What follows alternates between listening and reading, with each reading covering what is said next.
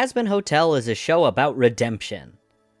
Well, I think it is. If it's not, they picked a strange premise, and lead protagonist, and plot. A cute little hotel in hell for rehabilitating sinners could be a charming story engine for tackling what it takes to better oneself, questioning the idea of retributive justice, and deconstructing arbitrary authoritarian standards of morality. It could be. It's a real shame that this show is shallow, self-serving, and unchallenging. Unless you're challenged by the fact that gay people... Don't get me wrong, more well-intentioned depictions of gay characters is unequivocally a good thing, but the mere presence of them does not in itself mean the show is advocating for fundamentally positive social changes.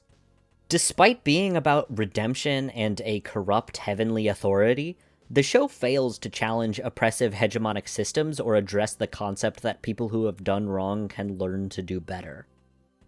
This is fine in a vacuum. Not every piece of art needs to be life-changingly profound. Palatable and easy-to-digest entertainment can still be good. If the show merely failed to be deeply meaningful, I'd just move on and never think about it again. This show does not just fail to make positive, effective stances. It accomplishes the exact opposite. Hazbin Hotel tacitly accepts oppressive forces and arbitrary moral standards. This is worth talking about because this show is typically perceived as left-leaning, despite the regressive messaging. At least that's the takeaway from leftists who like it and conservatives who hate it. There are leftists who hate the show and treat it like it's just conservative, but that isn't quite accurate either. Obviously, there are other shows that are far, far worse, but if you're someone who clicked on this video on purpose, no matter how you feel about Hazbin Hotel, you probably didn't need someone else to tell you that Mr. Bircham or The New Norm are bad. It can still be insightful or entertaining to articulate exactly why those shows are bad, but you probably weren't going to go around regurgitating the obvious regressive ideas they proudly and purposefully espouse. When a show has a leftist paint job and regressive beliefs under the hood, there's a higher likelihood well-intentioned people will continue carrying less obvious harmful beliefs unchallenged. This show is worth discussing precisely because many people who enjoy it would actually care to be more compassionate and understanding. If a show is openly inflammatory and malicious, the people who enjoy it have largely made up their minds. So, no, I don't think Hazbin Hotel is indefensible, irredeemable media, or that fans are bad people for liking it. There are absolutely other things that are worse constructed or have worse politics that get under my skin less, simply because they're not perceived and touted as politically positive in the first place. I'm gonna preemptively shoot down ineffective defenses of Hazbin Hotel, and a little bad faith criticism of the show as well. Feel free to skip to the next section if you just want to hear critique of the show. This is not an indictment of any specific people. I am criticizing the art itself and the messaging within it. It's not just about this show. Some of this criticism is specific to this show's storytelling failures, but in general, ideological criticism is using this show as a springboard to talk about wider topics. I want to be charitable, but I will not pretend I'm unbiased or objective. I did not like this show, so I am less inclined to read its messages positively, no matter how much I am consciously trying to. No matter what, I want this analysis to be conducive to improvement and reflection. My intention is not to tear down, it's to work through and move forward. Unless I think being mean is funny, this show can withstand a touch of mean-spirited humor that's like a third of its comedic appeal. Regardless, I don't want everyone to think or feel exactly how I do. I want people to hear other perspectives and reflect more upon their own. Keep an open mind, listen to others, but think for yourself. This criticism is of the show in the state that I watched it, the 8 episodes of the first season on Amazon. The show, not the crew, studio, company, or circumstances in which it was made. It does not matter whether it's the fault of some higher-ups at Amazon, the creator, the budget, the runtime, some evil wizard, or whatever. I don't like specifically singling out the writers or the creator. I have no way of knowing for sure what was on purpose, well-intentioned, malicious, pressured by some higher-ups, etc. I just don't know these people. I'd rather talk about the art that was made instead of trying to implicate anybody in specific. I will use phrases that imply the show has agency or like the show itself is making decisions. This is just shorthand for the amalgam of artistic visions and motivations that resulted in the show's creation, without attributing anything to a specific party. I'm not saying there's no chance of ill intentions at play, but I have no interest in proving whether or not that's the case, because the show's faults speak for themselves, whether the show was made maliciously or not. The runtime is really no excuse anyway. There are plenty of shows that told more cohesive and profound stories with less runtime. Infinity Train's anthological seasons and Over the Garden Wall each have 10 episodes that are approximately 11 minutes long, being about 2 hours long in total. Hazbin Hotel has another hour of runtime and fails to tell a moderately fulfilling story. I highly doubt anybody was forced to cram in more material than could be reasonably fleshed out in 3 hours. If they couldn't get their priorities in order given the resources they were allotted, which isn't even an unreasonably small amount, more runtime would not have fixed it. The storytelling decisions are so fundamentally poor, more runtime just means there'd be more bad. We already know this is what would happen because Hell of a Boss exists. I understand that showrunners may be antsy about how often animated shows are getting canned, but understanding the decision to cram this much into one season does not make the outcome more enjoyable to watch. Ambitious stories might get weakened or limited by lower runtime, but skilled direction that knows how to hone in on the most important themes and characters can still result in exceptional art, or at least art that resonates on a deeper emotional level. It's about managing scope and focus given limited resources. You have to kill your darlings, and this show is greatly hindered by several darlings that should have been killed, or at least stored away for later. It would be better to pace the story properly and accept the risk of not depicting all the material that they wanted to. If a story is told poorly, many people blame the creators. If a good story is cancelled prematurely, people revere the creators and blame the company at the top. It'd be better to make something good than to make something technically complete. If rushing to completion makes most of the character arcs and themes fall flat, then there isn't a good reason to include all of it at once. What's the point of telling a story by just going through a checklist, without the time and depth necessary for the ideas in question to hold the weight that they deserve? Regardless, even if the story was well-paced, the messages in it that pertain to real life are bad at their core. A well-paced story could still have poor messaging, and a rushed story can have effective messaging. This story is poorly paced and has bad messaging.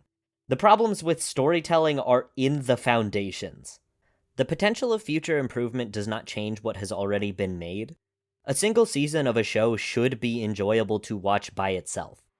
It should have some season-contained setups and payoffs, satisfying overarching themes, and be paced well, even if not every single thing gets resolved or answered by the end. You know, a lot of people who don't like Steven Universe as a whole still really liked the first season. Clearly, being finished isn't the only thing that factors into quality, because a lot of people liked Steven Universe more when it was unfinished. Saying something might get good later doesn't invalidate current criticism anyway. Like, yeah, it might get good later. It could have also been good from the start, and then for any amount of runtime after that as well. Preferably most of it. Good writing is not a checklist of ideas that are theoretically cool and will definitely get good later. Thank you for showing me a tasty-looking recipe and handing me a few separate ingredients from it every once in a while.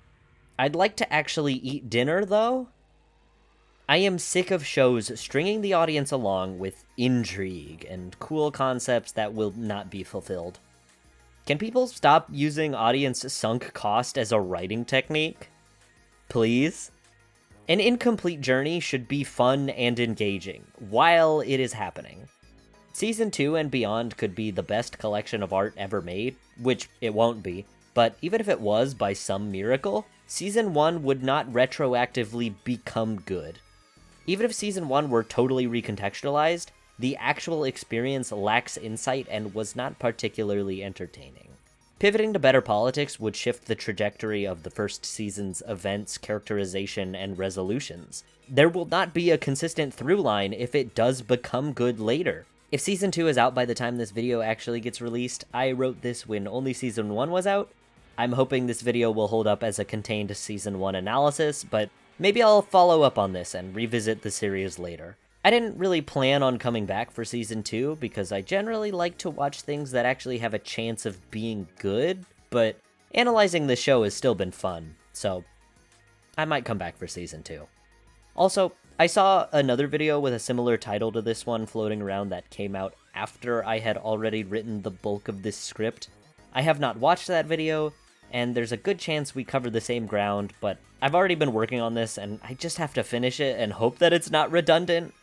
If I criticize the actions of a character, I'm not necessarily arguing that the actions are inconsistent, out of character, wrong to right, or that fictional characters should be held accountable as if they were real people. I'm saying they should have chosen to write the character differently, or their actions should have been framed differently by the narrative. Characters are not immovable pillars, and they are not real people. If making your characters behave within their character weakens the story or message, you can change the character, or at least change the way that they're framed. Supplemental information is largely irrelevant to this analysis. This includes Hell of a Boss, the pilot, wiki pages, live streams, whatever. I've noticed that it feels like people who were already fans of this universe got a completely different experience from the show than the people who just watched a show and expected it to do weird, novel things like make sense, develop characters, and be interesting. My best guess is this show is more effective as high-production vignettes for a world and cast that some people are already invested in, so the show neglected to provide adequate background for new viewers. If a show requires a spin-off, years of scattered social media posts, or excess amounts of secondary material to supplement the story, that is the opposite of a defense. They probably should have included that information in the show if it was necessary for the show to make sense and be satisfying to watch. The pilot is a little different, but it's not included within the season on Amazon, so I won't be talking about it. At least not on purpose. I won't deny the possibility that a distant, half-remembered memory of the pilot still impacted the way that I watched the show. Okay. I have complicated feelings about the pilot because I actually think it's better written than the rest of the show turned out to be, but I also think it's way more obnoxious to look at and listen to. Would that make your hat the top and you the bottom? So I really just don't want to watch it again. Since it's not on Amazon and the characters have been redesigned since, I think it's fair to exclude it for cohesion. It's perfectly plausible someone who has never heard of this show before would jump right into it with no knowledge the pilot even exists. And while I would love to make a big breakdown of the overlapping issues with morality between both Hazbin Hotel and Hell of a Boss, I already cut like 30 pages out of this script while only talking about Hazbin Hotel. I'd like to actually finish this video someday.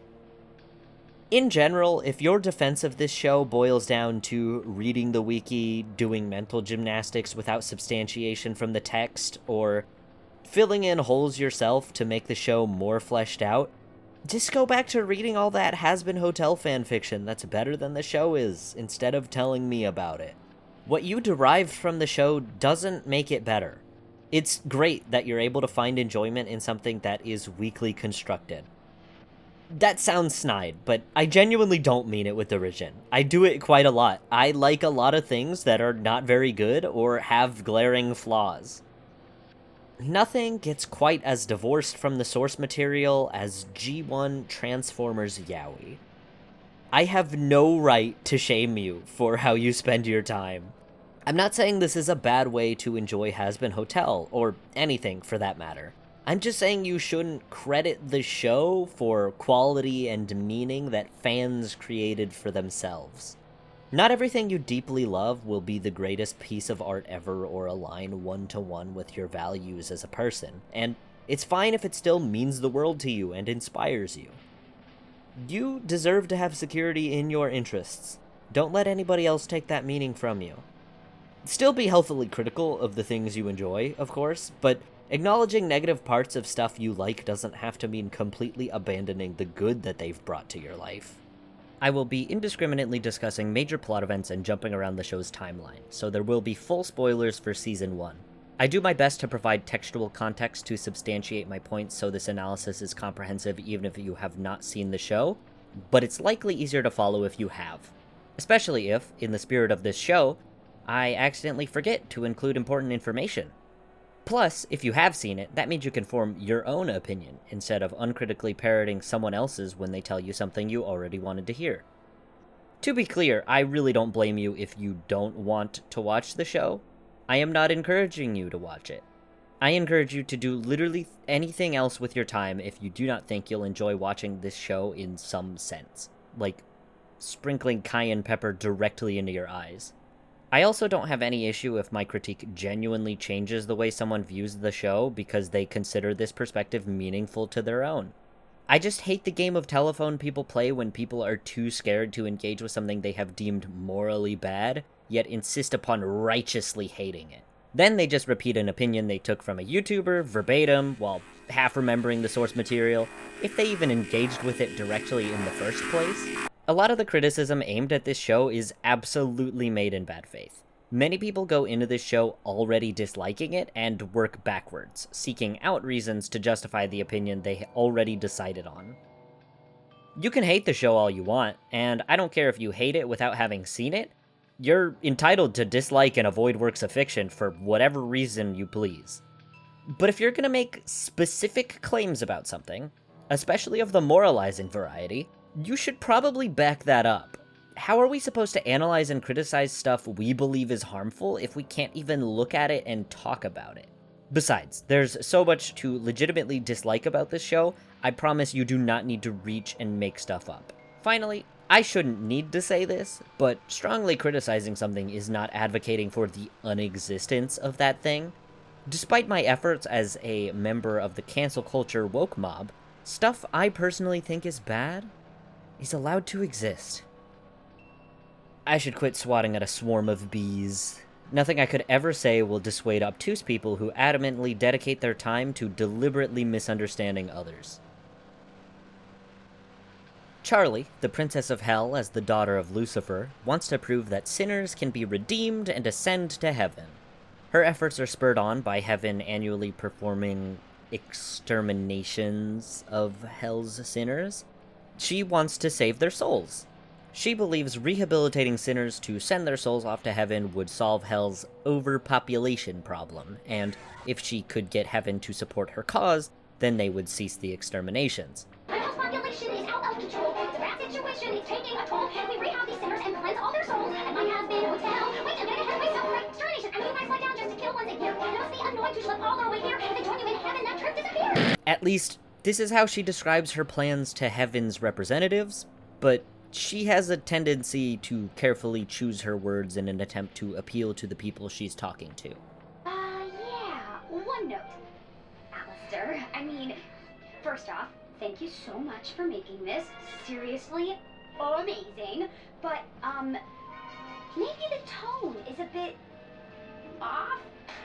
Angel, I appreciate you wanting to use your special skills to, attract folks to the hotel, but I really don't want to exploit you in that way.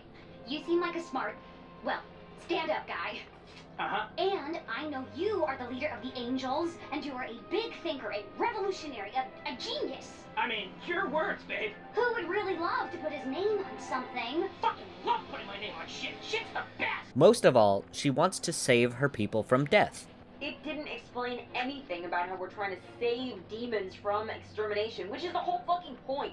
If you're unfamiliar with this show, you may be wondering how killing works if they're already in the afterlife. Yeah, one teeny tiny issue with Charlie's argument. Before she even pitches this idea to them, she describes them as heartless, genocidal, and states that their reason for the extermination is stopping Hell from gaining too much power. And as the numbers of hell grew, so did its power. Threatened by this, Heaven made a truly heartless decision. That every year they would send down an army, an extermination, to ensure Hell and its sinners could never rise against them. There's no effort to debunk concepts of overpopulation, some people deserving to die, or Heaven having authority being for the best. To be clear, I don't think any of those reasons would be legitimate, but the show doesn't address these concepts at all. Heaven's first representative with authority is just written to be unambiguously evil and hypocritical. Why exactly is Charlie so hell-bent on appealing to an authority she herself explicitly described as genocidal anyway? 'Cause no one can spare them from heaven's genocide. There's an endless fresh fire that's burning my soul. I'll get heaven behind my plans. They reveal Heaven's rotten foundation's first thing out of Charlie's own mouth. Her sincerely trying to appeal to their moral sensibilities is horrible.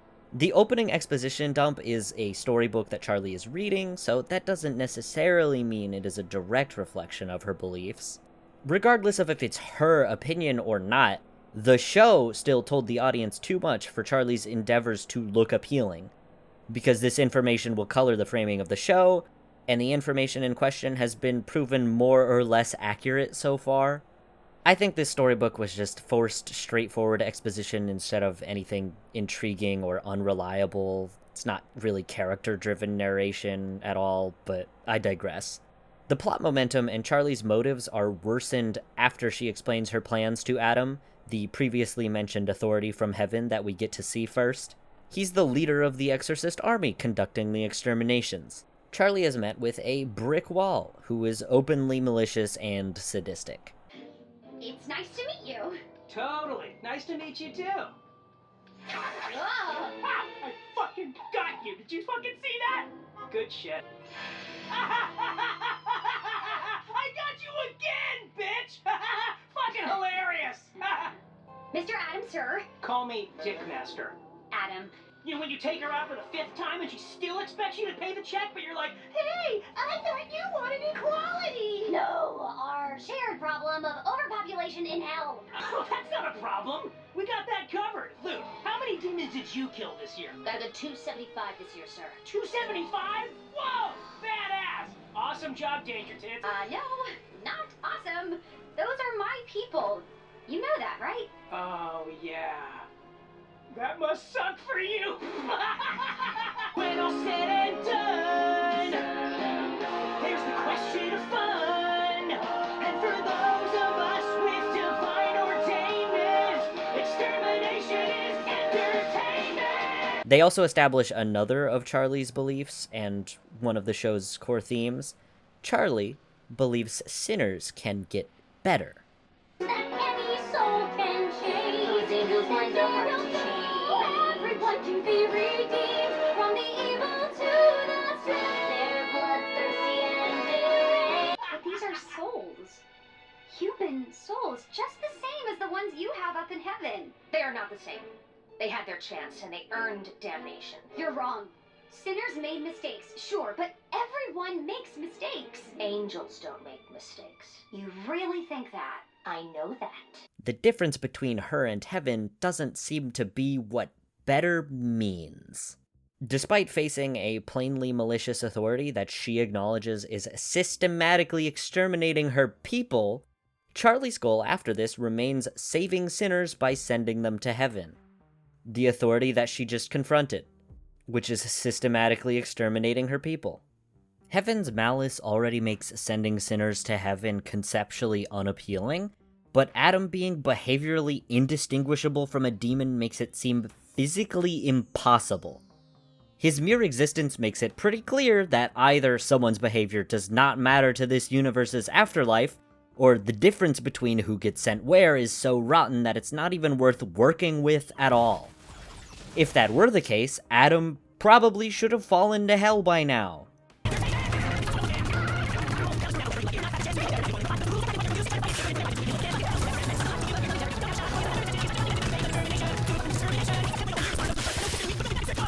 Yes, I am fully aware Adam is a subversion. He's like that on purpose. Paradoxically, subversion can be obvious low-hanging fruit.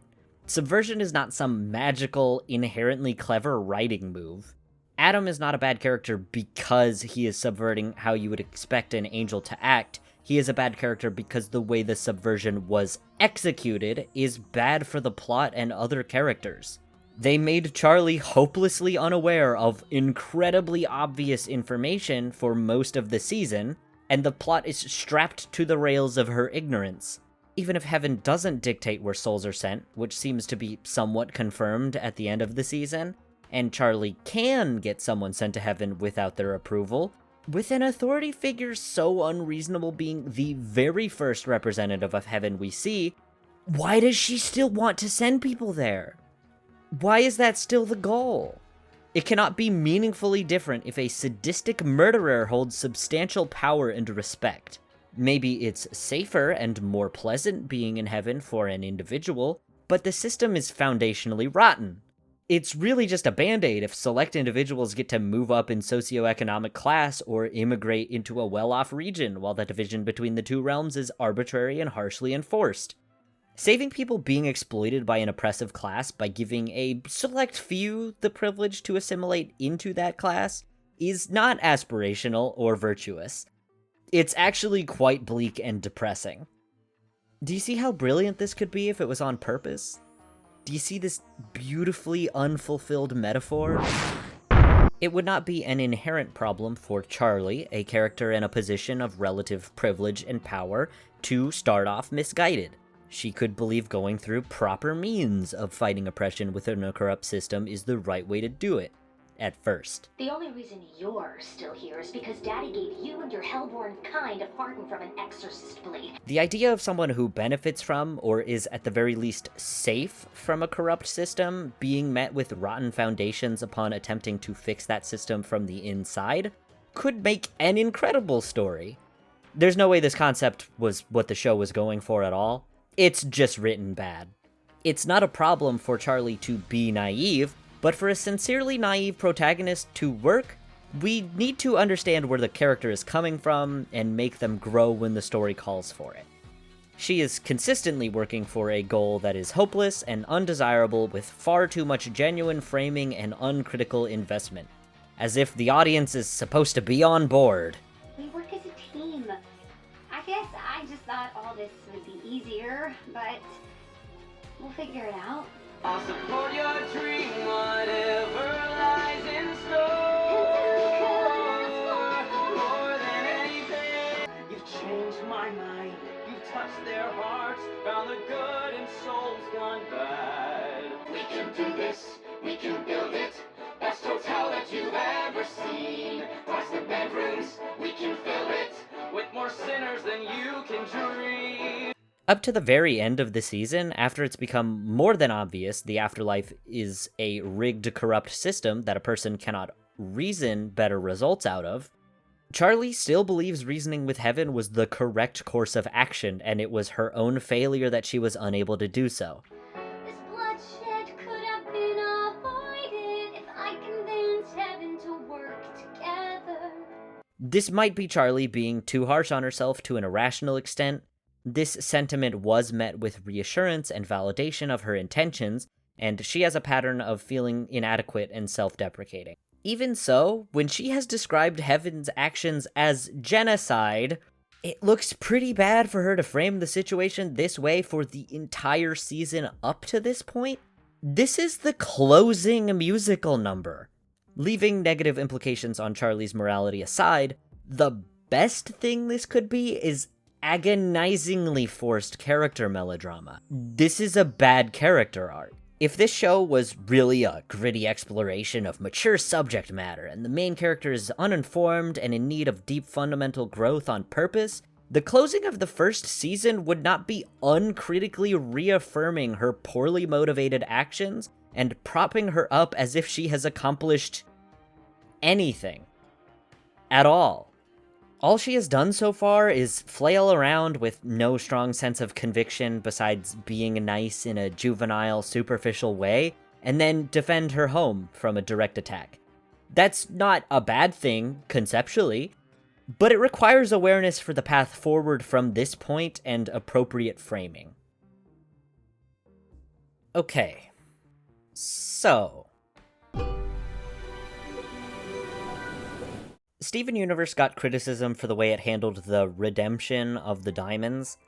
I would like to point out that, at the very least, Steven fundamentally disagreed with and undermined the diamonds' beliefs. Yes, the diamonds' turnaround is rushed and idealistic to an extent that is difficult to believe. I'm not advocating for the quality of its execution. Getting deep into those weeds is for another day. All I'm asserting right now is that Steven's goal is in the right place. He doesn't want to convince the diamonds that his friends can achieve their ideals. He wants to convince them to change their ideals. Can you just imagine if Steven's course of action was to go, I know how we can stop the diamonds from shattering the crystal gems. Pearl needs to be a servant, Garnet needs to unfuse so that Ruby can be a guard and Sapphire can be an oracle, and Amethyst will be treated as inferior and perpetually in need of correction for her innate self. If you all just accepted that, then you'd be able to assimilate into the Diamond Authority just fine. That's not a satisfying narrative, is it?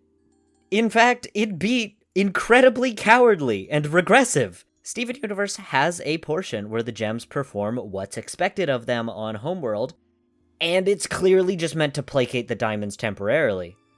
None of them are happy about it. It is not an aspirational solution or long-term goal for the characters to fulfill these roles and appease the diamonds, because the diamonds are fascists. This comparison may look like comparing apples to oranges because these shows have different contexts. The citizens of Hell and Hazbin Hotel are sometimes doing genuinely harmful things, unlike the Crystal Gems and Off-Colors in Steven Universe, who are just being themselves and opposing a system that oppresses them for deviating from rigid standards. However, this point still stands, because the argument being made in Hazbin Hotel is the inherent worth of a soul, regardless of what wrongs someone has committed. Heaven is also fascistic, with arbitrary, violent moral standards, some intentionally written to be so, and some not. Their love is vile and blasphemous. Hot as fuck, though. It doesn't really matter how good or bad people in Hell are, because the quality of their person isn't the point. Heaven is a corrupt authority that is dehumanizing and killing people.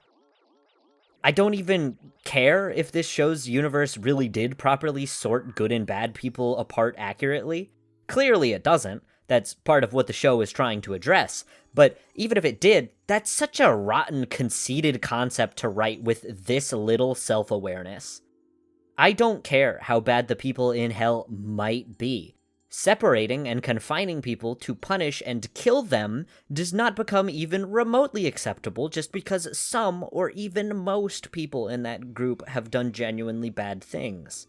I'm pretty sure this show wasn't even trying to handle subject matter this dire. It's just swinging around its big boy words because it wants to pretend it's written for mature audiences. Outside of morality, from a drama and storytelling perspective, it's just not interesting to watch a protagonist repeatedly try to appeal to antagonists that are written to be so comically evil and unreasonable that you already know they won't change their mind from the moment they're introduced.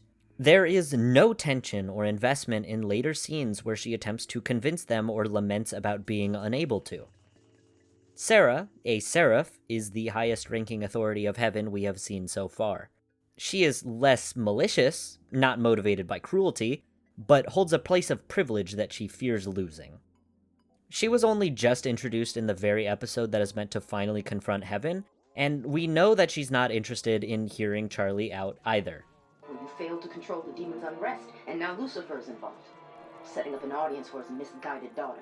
She only expresses concern over Hell challenging Heaven's authority, and she doesn't even call Adam out aside from lightly scolding him for going too far. That wasn't called for, Adam. She can't be much better at her core than he is. She's just a little more prim and proper about it and tries to absolve herself of guilt because she's not the one getting her hands dirty. Listen, it was such a hard decision. Adam is visibly nervous by even slight pushback from her. If anyone could make him stop, she definitely could.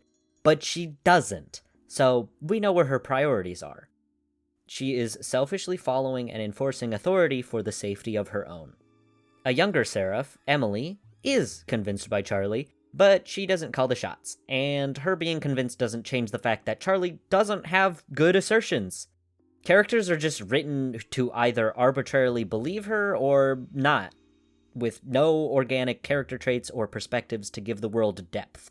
I have been given no reason to care about Charlie doing this, because I know they won't listen to her, and she has no hard-hitting stances that would be satisfying to fight for in the face of such an unreasonable authority. Neither side is compelling. There are just two uninteresting and unreasonable viewpoints, but not even in a fun way. The show did not intend for Charlie to be this spineless. They really thought they did something here. It's not fair, Sarah. Careful, Charlie, keep a cool head. No, don't you care, Sarah? Too naive to expect you to heed the morals you're purveying. That's what the fuck I've been saying. If hell is forever, then heaven must be a lie. If angels can do whatever and remain in the sky, the rules are shades of gray when you're told to, as you say, when you make the wretched suffer just to kill them again. It's just not satisfying seeing Charlie finally identify Heaven's hypocrisy. It was already painfully apparent in the first episode, and focusing on the hypocrisy misses the fact that their standards are awful to assert at all. Even if Heaven's authorities were completely consistent and undeniably abided by their own preaching, they're still wrong. It is not at all a problem that Heaven is corrupt, but Charlie's goals and actions should be adjusted accordingly to make the core plot of the show and her character compelling instead of frustrating. Charlie's driving motivations and the very premise of the show gets sent directly off the rails in the first episode. Great start. This show needs to deconstruct the afterlife foundationally and combat Heaven's ideals once Charlie is faced with the fact that demons and angels can literally act exactly the same, rather than have our protagonist desperately plead with them to hear her out and only realize that information 5 episodes later. While the Extermination puts pressure on the characters, it doesn't actually accomplish anything for the plot besides surface-level spectacle and making Heaven commit overt, easily identifiable evil, so Charlie's lack of conviction and growth looks better by comparison. In theory, the Exterminations represent the cruelty of retributive justice and permanently ostracizing people who have done wrong with no chance for rehabilitation. Considering there's not much deliberation when the protagonists kill, I don't think the show has much against retribution, as long as the correct people are doing it. In general, the climax of this season was a culmination of nothing. They try to make it emotional, but it hasn't really sold the characters' bonds enough for it to happen organically, so they have to say it out loud for the audience to even notice. I'm gonna go learn how we can fight back, but when I come home, well, I'll understand if none of you are here. Look who decided to show up. We thought we were fighting by ourselves. You're still here. What? Do you think we're a bunch of pussy? I just got used to you guys. I ain't finding no new drinking buddies. I named all the stains on the carpet. Now it's red. Well, looks like we have a lot of work to do. On top of that, the entire cannibal army Charlie recruits is just a prop. It would have been interesting if the confrontation with the exorcists really meant anything to the themes or Charlie's development as a character. Charlie could have truly brought together a group of people and they all sincerely hold their ground together over a shared bond and ideals. The recruitment of the cannibals as an army is actually a great testament to this show's stagnation. They don't choose to join her because of her core ideals, or because she did anything that drew them in, like a feat of kindness and selflessness on their behalf, and they as a group don't represent anything that ideologically opposes the Angel's corrupt morals. They choose to follow her because they want to eat angel meat. She, or Alistair more explicitly, offers up eating angels, and that's most of what convinces them. By I, you mean use my teeth to rip flesh apart? That's a start! And feast on all the angels you can eat. Okay. Great!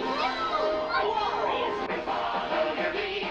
We're eager to feed. We'll sharpen our teeth for the heavenly feast. Can't wait to taste an angel's wings. Oh, Lord. Away, come join the flesh buffet. Well, that's a little violent. Can we tone it down? Charlie picking her words carefully to appease whoever she's talking to is what rallies together their defending army for the finale. This has nothing to do with the core themes, her growth as a character, and is something she's been doing for the entire season already. I mean, they sing a few things here and there implying deeper motivations. Not to mention the camaraderie. Yes, sirree, you'll form life-changing friendships with the folks along the way. We cannot take it anymore. The time has come to go to war. But a few superficial lyrics don't mean anything on their own because we don't know any of these people, and they're preemptively generalized as a single unit and stripped of individuality. Now, fair warning, this group sticks together. So in order to convince any of them, you'll need to convince all of them. She's top, but win her over, and the rest'll be easy as pie. Well, that sure is convenient, isn't it? Since these characters transparently are not people and will do whatever the plot wants them to, this song just talks up Charlie as being so inspirational and powerful. Even though she hasn't changed all season, she just finally found a group of people who are arbitrarily receptive to what she was already doing. They didn't sing along, singing the song. Surprise, why I knew she could do it all along. She found her as princess of hell. Like her daddy, she is back in RFL. She's filled with potential that I could guide. Look at her. Stick with her, you'll be on the winning side. No, nothing about her character or the show's themes have been about how you're good the way you are and you just need to find the right people who like you. This is just a thoughtless, random resolution because they wrote themselves into a corner. I get that the cannibals being bloodthirsty and not really acknowledging Charlie's intentions is a joke. Anything in this show will be a joke when it's convenient to defend the show, I get it. The defense of "it's just a joke" talks past the point most people actually mean when they criticize this show. If someone criticizes something and it's meant to be a joke, they either didn't think the joke was funny, or they think the joke detracts from other elements of the show. This is a really weak point for the last 2 episodes to hinge on when the show demands a serious emotional investment from the audience. Maybe they could have not made a joke out of it? Here they come. Get ready, everyone. We fight together. Fuck, no! But Alistair was supposed to handle him. No, he must be anxious. That crazy motherfucker.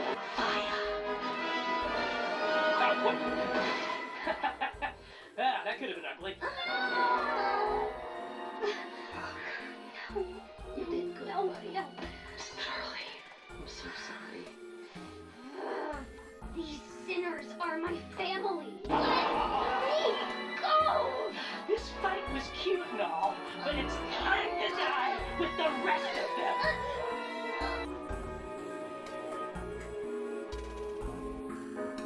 He did it for us.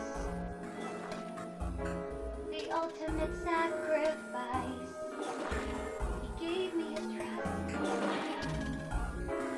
And look how he paid the price. If the drama in this show is all meant to be some big joke, I guess they did a good job because they're so ineffective at invoking any other emotion that they often do just make me laugh. If the cannibals aren't gonna be actual characters that mean something to Charlie, forego them and limit her defenses to the central cast that at least has a little bit of development. She could have been a real underdog against the Exorcists instead of having a brute force power struggle, requiring her to strategize and work with the friends she has made. That would require clever writing that considers character arcs and themes, and for the characters to have chemistry and actual bonds with each other, and a lot of other interesting stuff that is usually present in stories that are good. We just get to watch their very powerful, awesome characters show off their very cool powers with no substance or weight until one of them randomly wins because we need something to fill the runtime. Anyway, the Extermination could have loomed as a far-off threat to leave more room for character development and a fleshed-out cast. It also could have been cut altogether, to be honest. Hell as a concept and setting is already a perfectly effective metaphor for all of the themes this show wants to have. Permanent soul death is just not necessary to drive that home. With the premise of this show, I do think it would have benefited from a more episodic start where we get to learn about the state of Hell and its citizens with different hotel guests. The world could be established at a more casual pace, building up to the fact that the afterlife is corrupt. Charlie's goals wouldn't look as bad if the setting was given time to breathe and she had the chance to figure things out with experience. This is just conjecture, but I feel like there's this aversion to filler episodes that led to a pendulum swing into shows with vacant worlds, devoid of life and a sense of place. Plots that simply tell you to care about the world and the people who live in it, but dedicate little to no emotional investment into those things. Having an established sense of place and grounded characters makes danger feel so much more emotional. Locations become characters. When the location is damaged, endangered, or separate from the characters, you feel the weight without it needing to be mentioned. I took a hotel and I destroyed it. I know I could have done better. As it is, Hotel and Hell as a whole is just a flat backdrop, when it really could have been a location with personality and sentimentality like it clearly wanted to be. I know it's not necessarily fair to compare this show to shows that have far more time. I'm not saying Hazbin Hotel, given its resources, should have used its time paced like those that have 5 times more, but it could have done something differently. Charlie is so busy wasting her time on a fruitless task for most of the season. Despite being infamously rushed, the show actually spends much of its time meandering away from being interesting. In the context of rehabilitation, all Charlie talks about is classroom exercises like trust falls, show and tell, and talking about your feelings. The shtick wears thin almost immediately. The show barely even begins to address why people behave badly, or why someone may or may not be willing to or capable of change, even though this show takes place over the course of 6 months. We are going to play a little game. Everyone, follow me. My name is Charlie. I like to sing. And when we get to know each other, it's the greatest thing! Chest exercises! Oh, shit. What? You said it was show and tell day. Trust falls every single morning. I've been up all night trying to figure out why the hotel isn't working. We've done trust falls. We've tried sharing our feelings. The sharing circles haven't been working as fast as I hoped. She touches on the importance of remorse and seems vaguely aware harmful behavior stems from lack of support and unfortunate circumstances in the scripted scenario she has Angel Dust and Serpentius act out. Oh, I'm a bad man on the streets who never got enough hugs. Now, where's an innocent kid I can sell crack to? But it's purposefully childish and makes Angel Dust feel worse by propping up Serpentius at his expense. You actually think you can change? Addict trash like you doesn't change. I'll see you soon, baby. This is actually a pretty good moment in a vacuum. It's deeply interesting to call attention to the fact that the protagonist and an antagonist are both contributing to Angel Dust's sense of shame and isolation. But this doesn't lead to anything. Charlie is never forced to confront her failure, and Angel Dust will continue to be shamed for his addiction, except later it's just treated as a good thing that helps him change. I just thought you were better than that. I don't know. It's been a long night, and I don't need to go too wild. I don't expect Charlie to be an unquestioned arbiter of moral goodness and how to fix everyone. I don't want her to pull out therapy speak and actually work through the other characters' problems. I'm just asking for her to be compelling. It's okay if she's inexperienced or immature. It's just not particularly enjoyable to watch the main character metaphorically slam her head into a brick wall for the whole season. Her goal of convincing Heaven looks hopeless from the start, is proved hopeless, she is bad at helping people, and she is never given the opportunity to fundamentally grow as a person. She learns from a couple mistakes that she makes, but they're not related to her most important motivations or the core of the show. She's just flailing helplessly, barely bonding with the main cast, doing the same things over and over until suddenly we're told she's been so helpful, inspirational, and brought so much meaningful change. You're the first one to change this town. You've changed my mind. You've touched their hearts, found the good in souls gone bad. It starts with you, you know it's true. Fulfill your destiny. So long as I've got all of you with me. She doesn't grow. The way the narrative frames her changes. And not in a clever recontextualization way. It's an unearned, we need to move the plot along, but we don't know what to do way. I guess all that help, inspiration, bonding, and growth already happened on Archive of Our Own. When you get down to it, Charlie never truly makes a case for sinners being able to change. I mean, the show thinks she does, but I'll get to that later. These sinners? You know, they're just the worst. I don't know how much you can realistically expect from them in heaven. These are our people, Dad. I have to try. Our people, Charlie, are awful! They got gifted free will, and look what they did with it! Everything's terrible!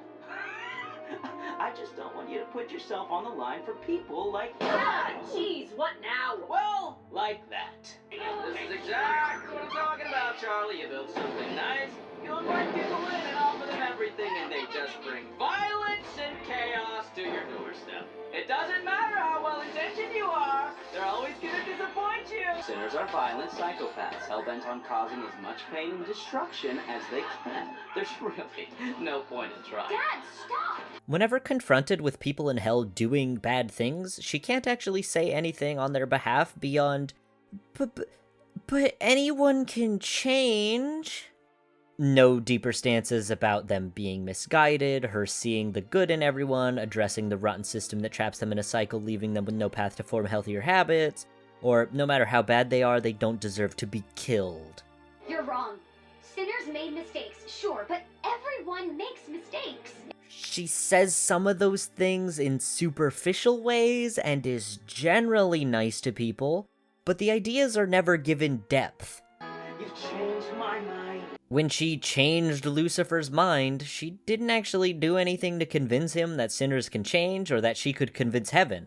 She talks past him and makes him feel bad for not being a supportive father. Dad, stop! He's defending this hotel.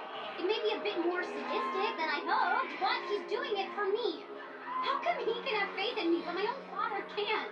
This is ludicrous. Okay, if we take it at face value, Alistair is doing this because he believes in her. He's defending the hotel. By doing the exact opposite of what Charlie is trying to accomplish. He is killing other demons right now, or at least brutally harming them. Even if this weren't a contradiction, it's obvious Alistair is a sadist, and Charlie seems to know that. When you showed up here a week ago, you told us you would help run this hotel. Instead, you're mocking us. I have enough on my mind without hearing your sadistic idea of a joke, asshole. Well, I never expected to see such a miserable display of self-loathing from you. Oh, fuck you, Alistair. All you do is stand there smiling while you watch us struggle and fail. I don't know how you can enjoy all the suffering so much. She currently has no reason to believe Alistair has an earnest personal investment in the hotel or her. Even if his motivations aren't yet clear, even in-universe, everyone seems to be aware he's not there because he genuinely wants the hotel to work.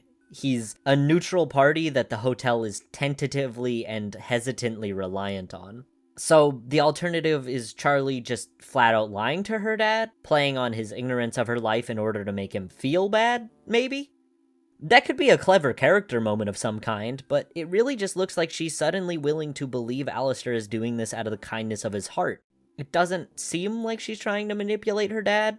No matter the reason for her saying this, the funny thing is, Lucifer is actually completely correct. He's definitely being rude and insensitive about it, but fundamentally he is correct. He doesn't think Charlie can convince Heaven, she doesn't, and we already knew that she was never going to. His lack of faith is not about her. Though, to be fair, she is written to be very incapable, so that'd be pretty justified too. He feels this way because Heaven is stuck in their ways. That, or he's self-deprecating about his inability to defend the fact that he holds the same belief. Heaven never listens. They didn't listen to me. They won't listen to you. You don't know that! I do. I know what she really did was reignite his convictions by letting him know he was what inspired her. Lucifer is still correct that Heaven's authorities won't change their minds, though, and the stance of sinners being horrible people beyond redemption is wordlessly supported by the fact that background characters in Hell are shown assaulting people constantly, with no depth on why they act the way that they do.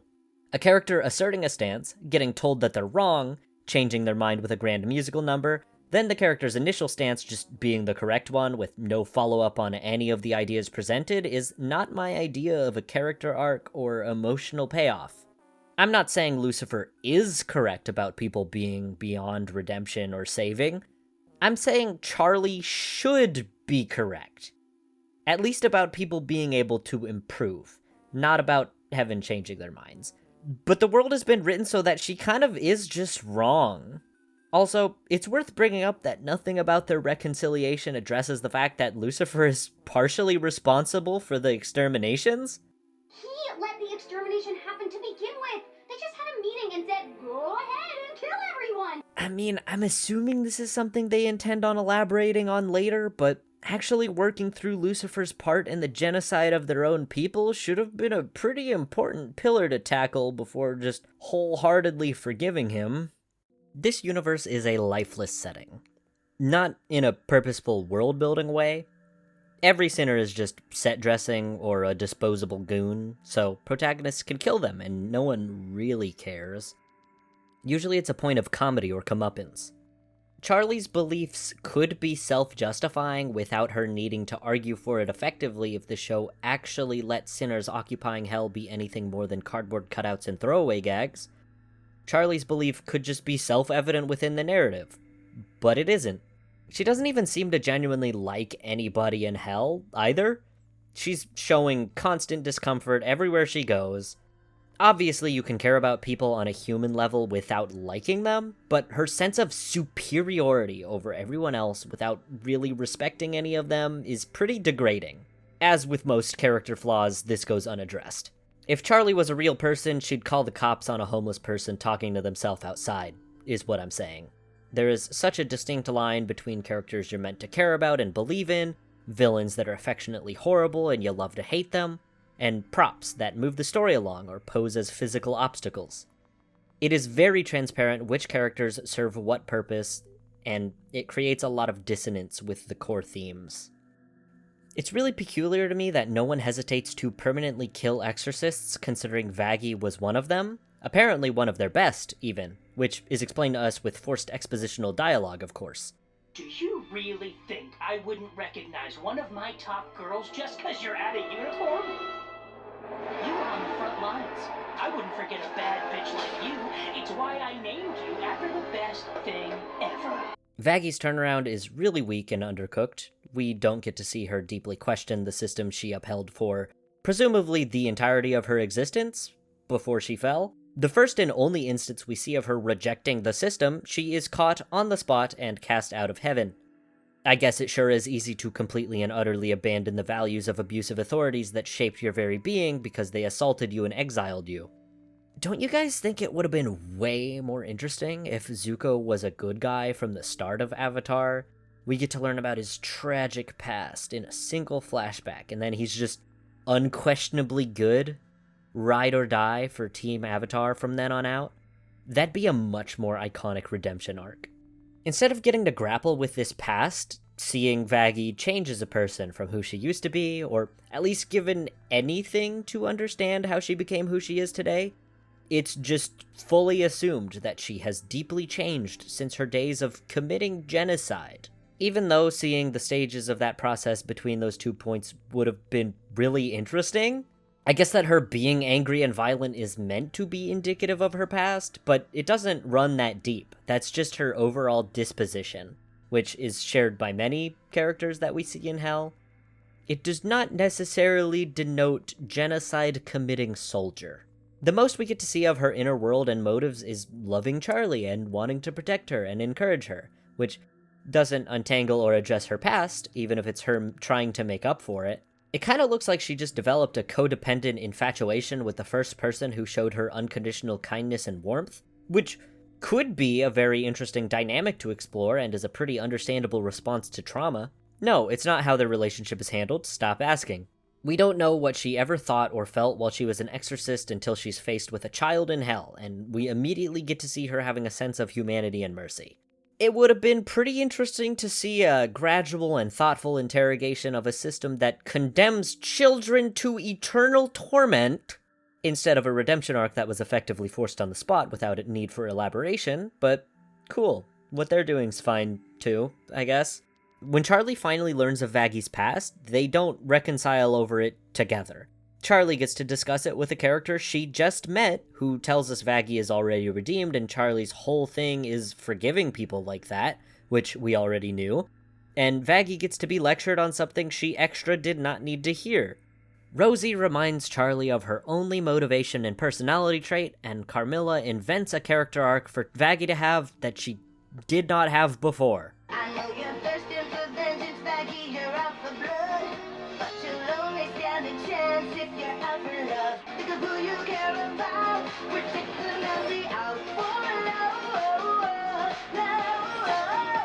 You're gonna fight without gloves long as you're out for love. It is so funny that it's stressed Vaggy needs to focus more on love and protecting others when that is the only thing we have seen her motivated by when it comes to Charlie. I'm supposed to make your dreams a reality. I'm supposed to protect you. I'm supposed to never fail you. If I can't help you, what's the point of me? So spend my life being your partner. I'll be your keeper. Whatever it takes. Did they write these musical numbers backwards? Even though she's angry and violent, she never felt all that thirsty for revenge, even after the angels decided they're going to attack the hotel. It really just seemed like she didn't want to interact with the angels at all, out of fear. If not for her safety, then for being found out. I think Hazbin Hotel just really wanted to have their own stronger than you. Anyway, Charlie preaches changing for the better and is against killing because of that fact. On principle, I would think she'd be willing to give other exorcists another chance at life like Vaggy got. Yeah, Charlie apologized to every exorcist that she defends herself from, but she doesn't actually get upset about any of them getting killed. How about this? If you see an angel, stab it. Sorry. Now's not the time for that, babe. No, right. Maybe the justification would be self-defense, because the exorcists came to attack them first, but she stops Lucifer from killing Adam for some reason. Surely they could make an effort to incapacitate the exorcists and avoid fatal blows if that was something she was really concerned with. Whoa, Dad. He's had enough. Has he had enough, though? This phrasing implies Charlie believes there's an appropriate amount of violence as punishment, also.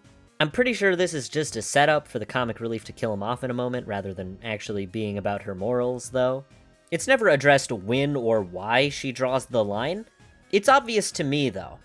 Adam, Lute, and Vaggy are named characters, but the other exorcists and demons in hell are not. It's okay if a character is hypocritical and enforces their beliefs inconsistently based on their own personal attachments. That is a very real thing that people do, but it doesn't feel like that. It's an effect of the mentioned distinction between which characters are people and which characters are props. It is the show's inconsistency. It is not an intentional choice for Charlie or Vaggy's characterization and biases.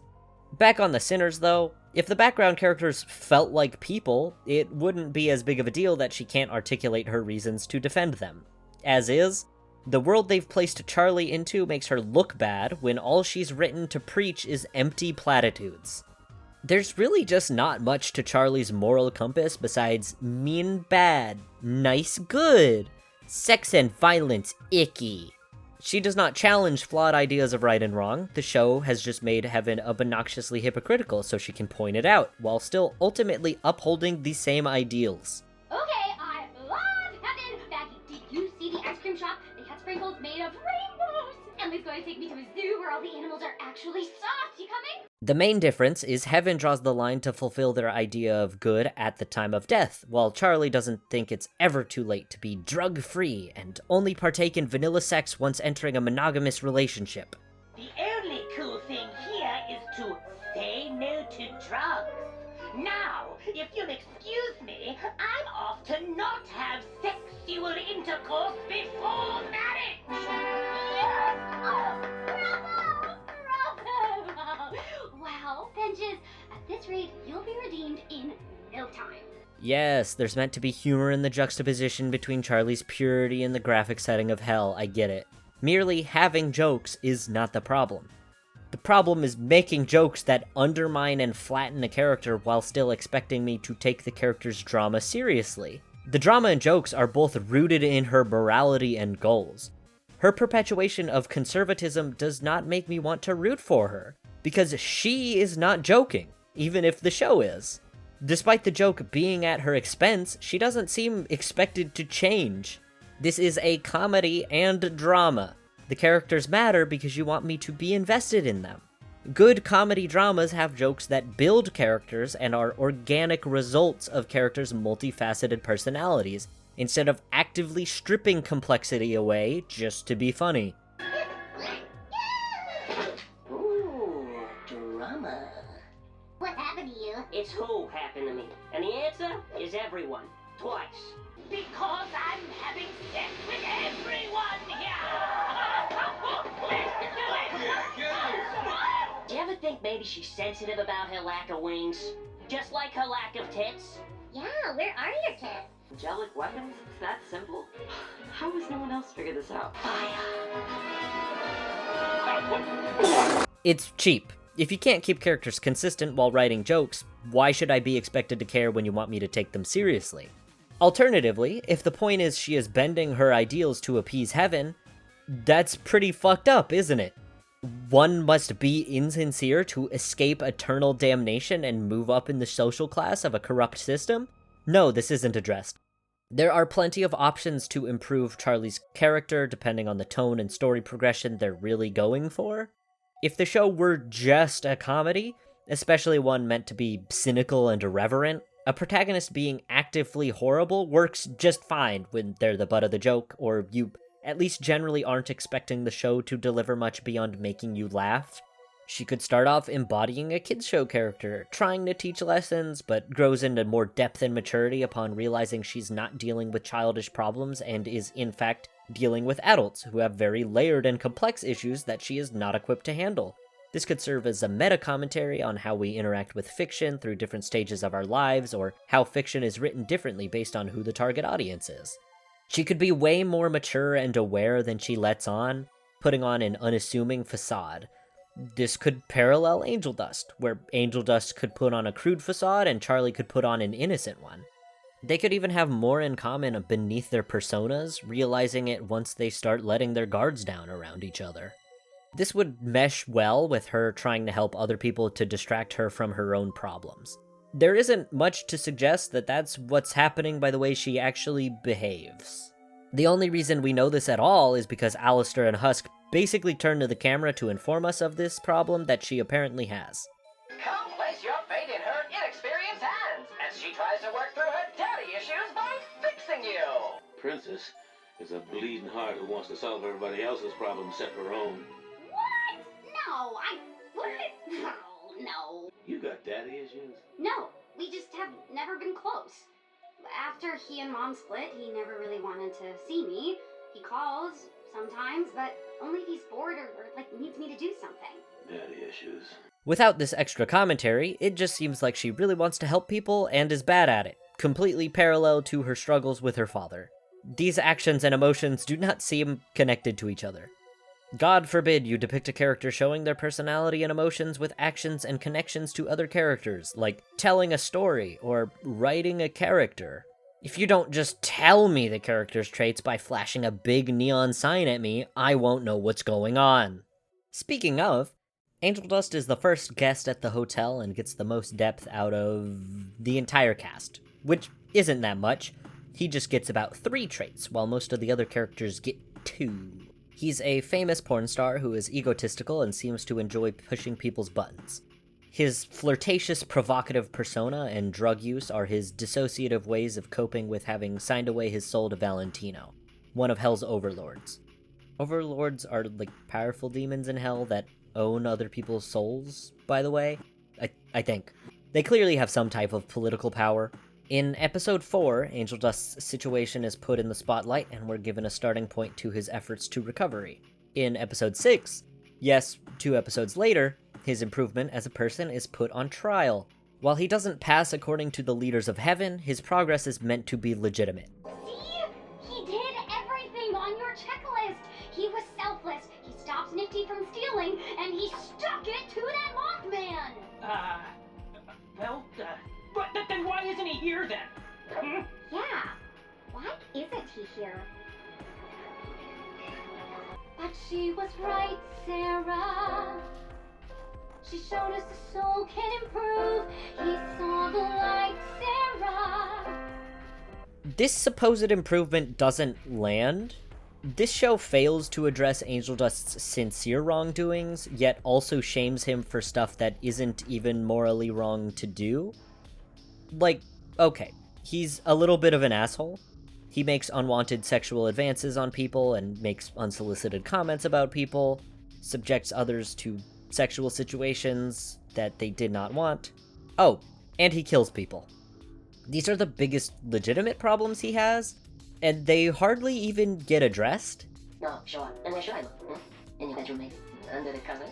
Maybe we can go and look together. Don't even start. Oh, come on. I bet I can make those wings flap. Ah, fucking Christ! You can cut the accident. It's not gonna work on me, so all you do is make an ass out of yourself with this fake bullshit. Only take one more time, motherfucker! I did. Snake. Fucking asshole! You done? You know what? You would be fucking lucky to get a team that fuck me. You know how much I'm worth? You know how many people would kill to have Angel Dust come on to them? Fuck you! Have fun being a lone piece of shit. What the hell? Angel, where are you going? Ow! Husk, what did you do? Wait a minute. When Husk tells Angel Dust to fuck off for continuing to flirt with him and getting physical with him, Angel Dust is sent into an entitled rage and storms off, and then Husk is the one expected to make amends. Gee, sounds like someone should go after him. Someone named Husk. Oh, you gotta be fucking kidding me. Why don't you go if you're so worried? Because I'm not the one who sent him storming out. You caused it, you drag him back. No. Don't force him back. Just make sure he's safe. Vaggie didn't see what happened, sure, but they wrote Husk to be comically disingenuous when she asked him about it. Made him a journey. This sticks out because Husk doesn't want to go get him. He's written to be a clever character. At least, he's clearly meant to be, but this show is fundamentally incapable of sincerely being clever or wise. Anyway, it would be really easy for him to justify himself. Especially to Vaggie. She already knows how Angel Dust acts. Constantly make us look bad, sexually harass the staff, and have literally never once tried to improve? Husk easily could have said something like, hey, he won't stop trying to fuck me. He got all touchy with me, and I don't want to deal with him. Sure, Husk is harsh and insensitive. He's also an asshole, but someone is not really owed courtesy when they make repeated unwanted sexual advances on someone after that person has expressed disinterest every time. What? Y'all love being here with me, Whiskers? Somebody was again, I'll jam that butter down your throat. Thank you. Come on, talk it dirty. I've been a bad boy, and I need a big, strong daddy to put me in my place. On the path to redemption. Well, you come. Oh, yes. To the right place. We could improv this shit, baby cakes. Rawr. Whoops. Husk, come on. I'm not about to put on some show for these fucking chumps. Oh, I will. How about this? I love to suck. I swear to fuck, you say this. Popsicles, you sicko. Get your mind out of the gutter. But you know, this too. Kitten's got claws. And you! Don't get me started. No, sure. And where should I look? In your bedroom, maybe? Under the covers? Maybe we can go and look together. Don't even start. Oh, come on. I bet I can make those wings flap. Ah, fucking Christ! I really do not like that Angel Dust continuously does this, never so much as passively expresses remorse over it, but Husk just comes around to being nice to him instead. Depicting characters who put up with and even grow to enjoy the presence of someone who is sexually harassing them excuses sexual harassment and objectification. This is most telling of Angel Dust's interpersonal issues caused by his own actions. The negging and entitlement. Telling someone they should be grateful you wanted to have sex with them, then taunting them with the concept of loneliness is incel shit. I don't care that this is him having an exhausted breakdown. This is a deeply alarming thing to say to someone. I do not feel particularly bad for an insecure person when they take that out on other people. Please, for a moment, consider this exact scenario within this show, except a man harassing a woman, or if Angel Dust was designed to be quote-unquote ugly or undesirable. The framing and the audience takeaway would be very different. I'm not trying to pull a whataboutism. This scenario sucks as it is, no matter the gender or appearance of who is involved. But some people might only conceptualize that within traditional gendered framing, especially because the framing of the show itself falls into that trap. To be clear, Angel Dust does not need to be a perfect victim. He can be rude, inconsiderate, selfish, and invasive as an intentional writing choice. Having survivors be imperfect and still humanized is important. If a character experiencing abuse went on to harm others because they think it's normal, they don't care about others, or they have something to gain from behaving that way, that'd be great. I'd really like a character arc where an abuse victim who is being objectified also objectifies others. He could have such a warped view of what it means to be loved and how to seek affection. He attaches to this one person he finds deeply physically attractive, desperately trying to get with him and even feeling entitled to him. Not a very convincing interrogation scene. Alright, dickhead. What makes you think you have any right to insult my work to my fucking face? I don't give a shit what some drunk-ass bartender thinks of me. So why don't you just crawl back to whatever cave you came from, porn critic? The fact that Angel Dust doesn't even seem to like Husk on a personal level, yet still wants to fuck him, is pretty in line with objectifying behavior. He doesn't respect Husk as a person, but is attracted to him as a physical thing. Husk could tell him to fuck off, be completely justified in doing so. Then Husk finally reaches out, not just to make Angel Dust feel better, but to make Angel Dust realize how unhappy viewing people like this and seeking relationships in this way makes him. That's just one possibility of many for a compelling character arc. Are you surprised to hear that that's not what this show accomplishes? I'm not saying it's wrong to make protagonists commit sexual harassment if it's framed appropriately, but I sure am sick of sincere romances being set up this way. It validates the idea that sexual harassment just isn't a big deal, and the people experiencing it will wear down and like it eventually, rather than handling it as the entitled objectification of someone and deprivation of their safety that it is. If they're really that allergic to making Angel Dust do bad things with poor real-world implications and dealing with the baggage of that decision, they could have just made him generally flirty without flat-out harassing others. The issue with that is this show thinks people being angry or uncomfortable is inherently funny. So they couldn't just write Husk to be receptive to the flirting from the start, because they don't know how to make a joke out of that. Anyway, this episode is when Husk makes the one brief mention of Angel Dust pushing his boundaries.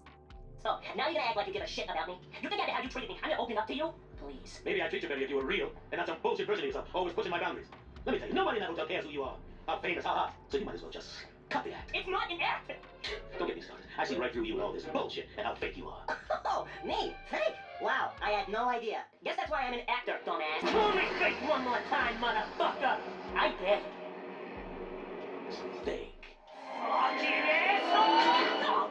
You done? Husk calling him out for this entire episode has been in a harsh, vague way that puts way more emphasis on him being fake, so he can make poor little baby Angel Dust feel insecure and defensive instead of actually addressing what he's doing wrong. The biggest problem is not having a dissociative front or being insincere. It's the way he hurts Husk. But this scene just devolves into being about Angel Dust's trauma with no regard for the harm he causes others.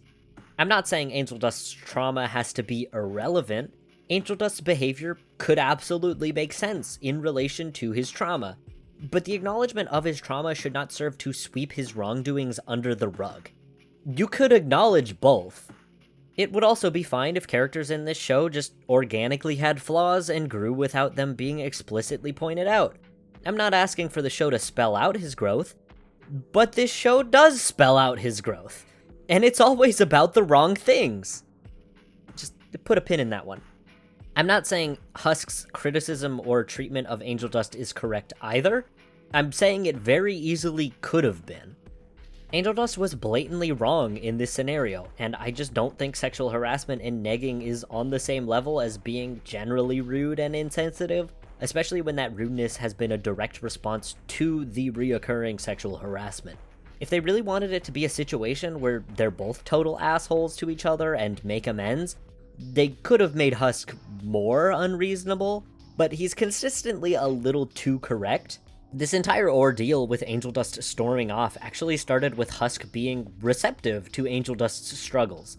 Of course, not in the nicest or most straightforward way, but he was not being a total asshole unprovoked. Excuse me.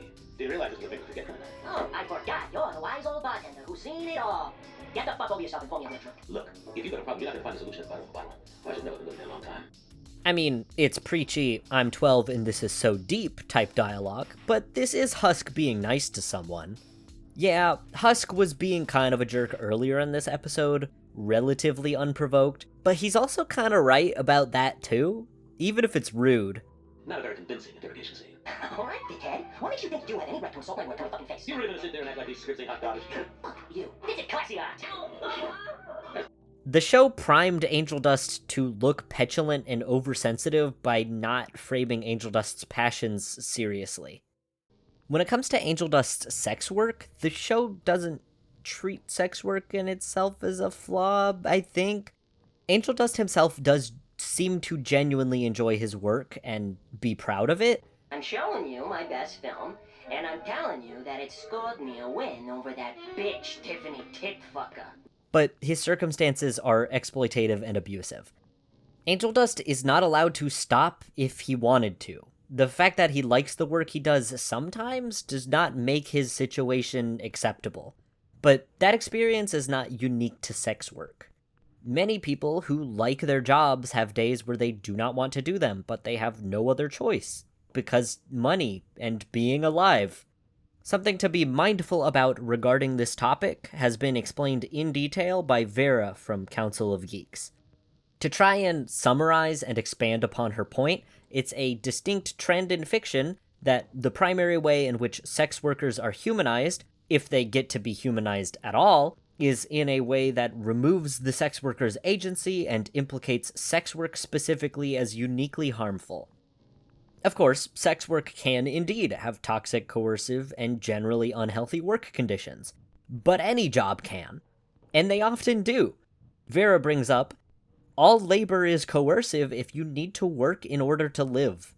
This doesn't at all mean that victims of sex trafficking or exploitative sex work should never have their stories told and discussed, and there is certainly a unique emotional violation associated with exploitative sex work that is not shared by other forms of exploitative labor. Sex is generally considered more physically vulnerable than making a shitty burger. People should just be aware of how they conceptualize sex work when writing and engaging with stories like this. In a vacuum, this is not a bad story to tell, but it should not be the dominating story that there is regarding the subject. Which it is. It is sex negative to disproportionately think of sex work as exploitative while not consistently acknowledging the same problem for other forms of labor. Exploitative systems and labor as a whole should be opposed. The way in which sex workers are reduced to objects is not exclusive to sex work. Think of how poorly people in customer service positions are regarded by the general public. Just because it's not sexual doesn't mean it's not dehumanizing. People are often treated as utilities or a means to an end. A story can also be positive for one demographic and negative for another. Just a totally random example. Let's say that there's a story about a white person being sexually and domestically abused by a brown man. And there's no positive, or at least humanized, multi-dimensional depictions of brown or black men within the same story, even though it had ample opportunity to do so. That might be an experience that is accurate and meaningful for some of the audience members, but the decision for the only major explicit depiction of a brown man to be an inflammatory stereotype indicates prejudice. That doesn't mean it's wrong to relate to the story or it invalidates when the same thing occurs in real life. Fiction is not an organic occurrence like real life. It is a series of decisions made by people. Stories like these simply do not exist in a vacuum. Even if this story alone is good for representing exploitative sex work, the cultural landscape is already so against sex work specifically that it risks contributing to a larger destructive wave and being a net negative. Just be conscious not to think all sex work is harmful, because thinking that way only serves to further stigmatize sex work, which puts sex workers in more danger. Sex work will happen whether it's deemed taboo or not, and the more taboo or even illegal it is, the less recourse sex workers have access to when they are uniquely exploited. Sex work being criminalized is also a big reason that sex workers will be blamed for experiencing assault. If sex work was just as normalized as other forms of labor, socially, it wouldn't be viewed as such a lowly last resort. Being pushed to the fringes of society only makes things more dangerous, predatory, and unregulated. Sex is not an inherently sacred act. It can be, to you. If you think of sex as a deeply intimate, vulnerable, and exclusive thing to do, that's totally fine. If someone enjoys selling sex or otherwise having sex frequently and with many partners, that is also fine. If you believe that your personal preferences regarding sex should be universal and socially or even legally enforced, that's a skill issue.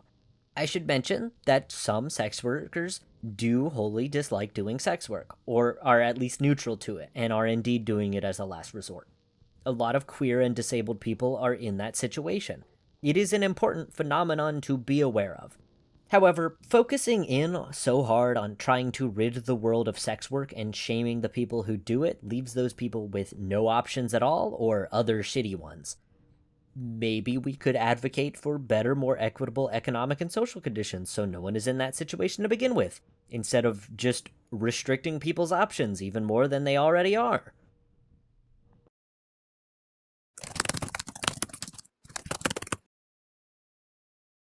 In a musical number about Angel Dust being exploited, him dissociating, and seemingly having mixed feelings within his situation, the abuse he experiences and a very superficial image of BDSM are deeply intertwined. BDSM feels like it's being used as a visual shorthand for sexual abuse, despite the fact that communication and boundaries are, in best practice, integral to kink. The whole point is that it's a consensual and controlled exploration of things that are dangerous, frightening, or what have you. It's strange to strongly associate a practice ideally reliant on communication and consent with Angel Dust's scenario, in which he literally cannot consent. He has been supernaturally stripped of the ability to say no.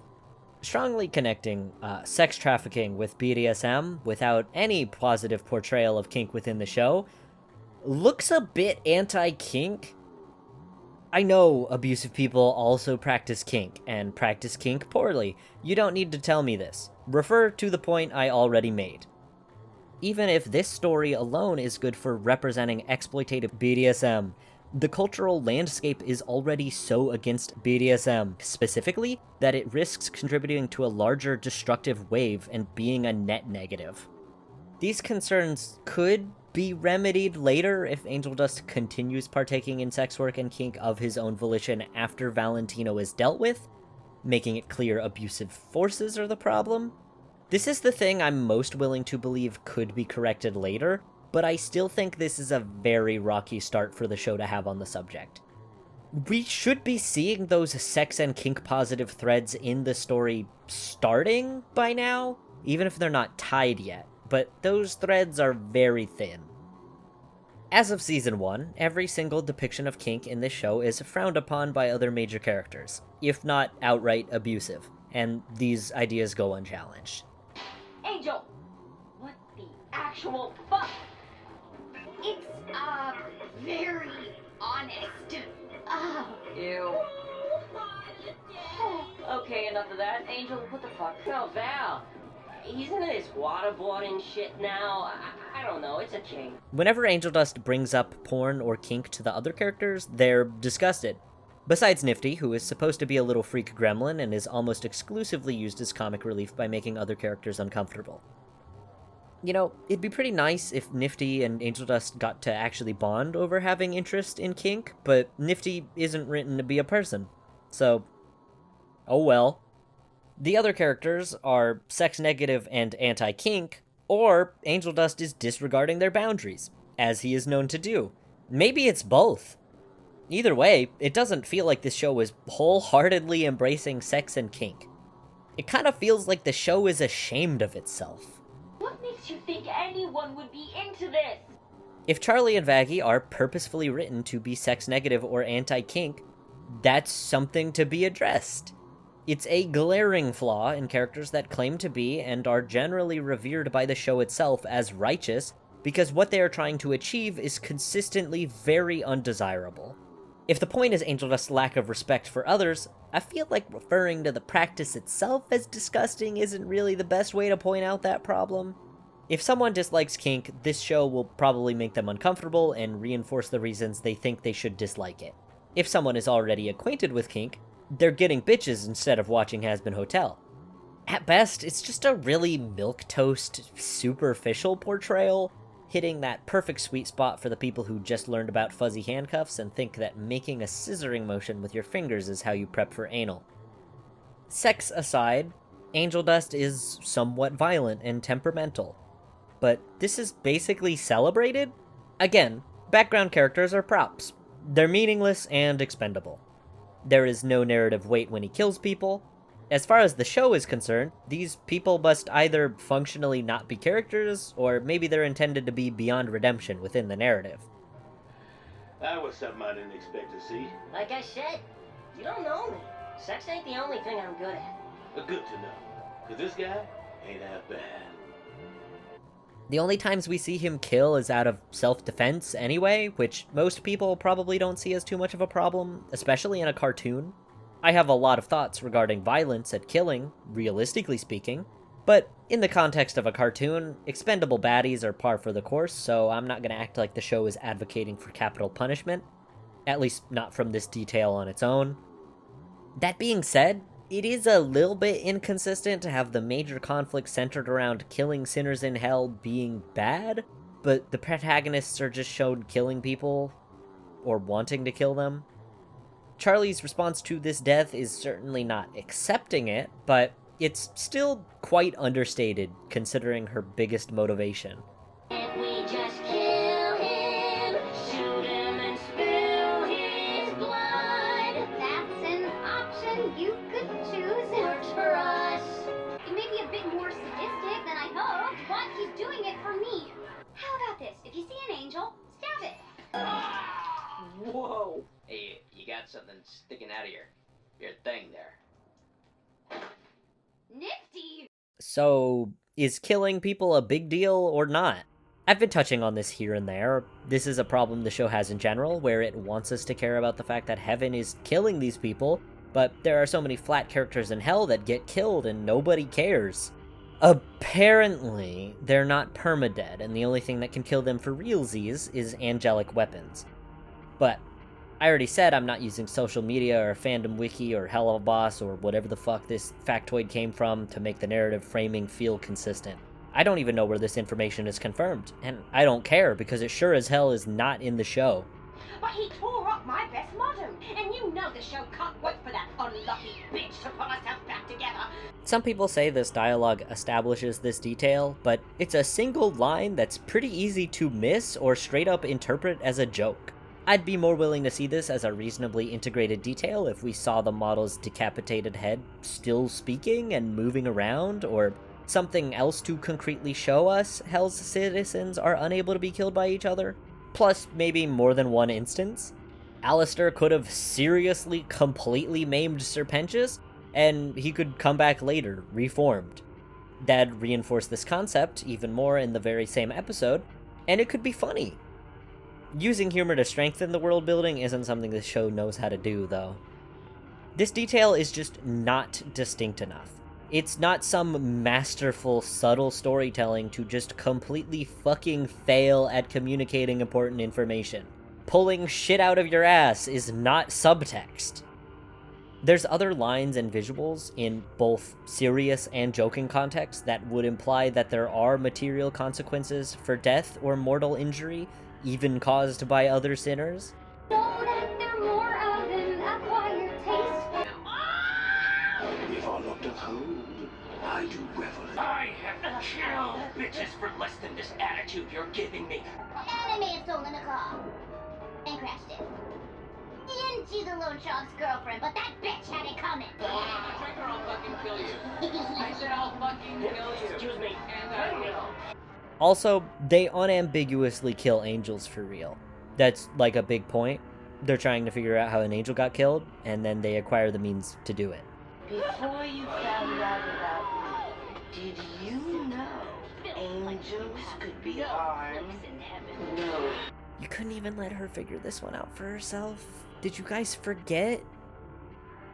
Well, if none of his actual problems get addressed, then what does the show unambiguously tell us Angel Dust's problem is? Drugs. The show acts like his biggest moral failure is doing drugs. Let me get this out of the way immediately. Having a drug addiction in itself does not make someone a bad person. Yes, there are people who do have drug addictions and do bad things. I'm not absolving those people of accountability, but drug use is not the act that makes someone a bad person. It may exacerbate poor behavior, because, yeah, most people in poor health will behave worse than they would otherwise, regardless of what's causing that poor health. Poor circumstances are also connected to poor behavior, and drug addiction is also a common result of poor circumstances. Abuse is a cycle, hurt people, etc. Criminalizing and shaming drug use kills people and desensitized people to needless, avoidable death by blaming individual choice, as if it's that simple. Struggling people need to be given help and support, not have their options taken away and made more dangerous while given no positive alternatives. This would have been a great concept for this show to grapple with, and of course it doesn't fucking do it. Angel Dust's story does touch on the subject of self-medication. The show makes that quite obvious, because it does not trust you to figure that out for yourself. Didn't realize this was a drink to forget kind of night. Because I just saw someone self-destructing. A place where I can get high and not have to think about how much it hurts. His use of drugs is sympathetic, which is a start, but when he starts staying clean or is tempted to relapse, it's treated as a matter of virtue instead of being about his well-being. He is still being shamed and expected to pick himself up to improve his life. We're not going to address the horrific situation he's in and improve his life. We're just going to guilt and shame him to drop one unhealthy coping mechanism to prove to us that he deserves to be in a better situation. He better stay clean so he can earn his escape from sex trafficking. The way this show addresses addiction is eerily familiar to the real-world experience of poor rehab practices in the United States. Short-term rehab that expects to cure your addiction via abstinence, then recklessly ushers you on your way to become a productive, functioning member of society right away. This is incredibly dangerous and often results in fatal overdoses that would not have happened if someone had just continued using without this useless intervention. Abstinence, shame-inducing, victim-blaming rehab simply lowers a person's tolerance before they almost inevitably relapse, because it doesn't give the person resources to get fundamentally healthier and improve their situation from before. They have done nothing to offer long-term support or alternative coping methods. They're just proposing the concept of moving on to heaven if he gets his shit together first. How many exterminations will have gone by before these idiots get their shit together? How many times will we have to watch your people be killed before we make headway? This could also be a great metaphor for awful rehab practices if this show actually treated Charlie and Vaggie as the misguided, ineffective counselors that they are. What did the hotel actually do for Angel Dust? In theory, it's a safer housing situation than living with Valentino. In reality, they degrade him for his addiction, subject him to violence, slut-shame him, and provide him with unrestrained access to alcohol. That's probably better than Valentino, but that doesn't make it good. It's worth noting that this show does not treat alcohol use the same as other drug use. The hotel just has a bar, and people are not shamed for drinking. Even though alcoholism and drug addiction are, the same thing, actually. Alcohol is a legal and culturally acceptable drug to use regularly. You could even say the same thing for something even more mundane, like caffeine. Both of these substances could kill a healthy, able-bodied person if enough is consumed. They're not harmless. It's not really about danger anyway. Alcohol can kill you way easier than weed ever could, yet weed has been far more stigmatized and criminalized until just recently, really, and the effects of that are still being undone. There's even a case to be made for alcohol being one of the most dangerous drugs on a wider scale, if we're factoring in the harm the user inflicts on others while under the influence. So, it's odd that the show, and more pressingly, real people, tolerate and sometimes even celebrate the use of alcohol, while stigmatizing usage of other drugs. I'm not saying we should also shame alcoholics, or that people should just use bottomless amounts of lethal drugs. I'm saying we shouldn't be shaming anyone for struggling with addiction at all. Oh, look, the drunk sobered up long enough to judge us. I ain't the one trying to get into heaven. Look, you want to fuck up all your progress? Be my guest. Husk mentions he's not the one trying to get better to brush off the hypocrisy of him shaming drugs when he's also an alcoholic, but the show frequently uses him to spout correct statements, even if he's meant to be, like, brutally honest and self-aware of his own problems. The character is written to be preachy and expository, so the way he talks about Angel Dust is the intended takeaway. The point should not be that they're both bad people for having addictions, the point should be that neither of them are. I could see this being the afterlife standards being molded by the standards of the living, but the show is so shallow, they either failed to commit to this, or it's just a plain lack of imagination. I'm putting my bets on the lack of imagination. It's strange how Charlie, a character born and raised in hell, has sensibilities so closely resembling conservative living humans and human governments. I'm just saying, if there were a character who questioned completely arbitrary ideas like what drugs are and are not socially acceptable to use, it would make perfect sense for that to be an immortal who has never lived under laws created by living humans. Angel Dust being less promiscuous and staying clean is treated as him getting better, as a person. And as stated before, Charlie doesn't seem to really disagree with heaven. Last day of afterlife, and you're not off snorting a line off some hunk's abs? You fucked one cannibal pool boy, you fucked them all. I guess you have changed. Hey, Charlie said live tonight however we wanted. So pour me a fresh one, and let's get to living. I know the primary purpose of this line is reflecting on the fact that Angel Dust is choosing to spend what could be his last night alive with his newfound friends, showing him caring about other people, which would be perfectly fine in a vacuum. The show's focus on people changing for the better makes comments like this feel morally weighted instead of merely being about the characters bonding. Even then, it's also still implying a superiority to spending time with specific people instead of frivolous ones. How are these two things different? You're doing drugs and spending time with other people in both scenarios. Give me a substantive difference that is not classist, slut-shaming bullshit. Having flings or hookups is not an issue. Unsafe sex and abuse is. Doing drugs is only a problem if the person doing them is having their health adversely affected, or they have pre-existing behaviors that harm others that are exacerbated while they're under the influence. These things are a matter of health. People should not be shamed for being in poor health. People struggling with drug addiction are treated as disposable and doing it to themselves. Accepting the criminalization of drug use is what leads to people dying en masse, being dismissed, or even thought of as deserved.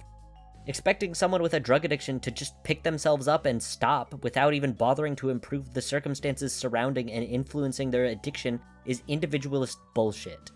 At the very least, for his own sake, it would be beneficial for Angel Dust to cut out drugs and reckless sexual behavior, even if it doesn't mean anything about his moral goodness. But then there's this whole sticking it to the man thing.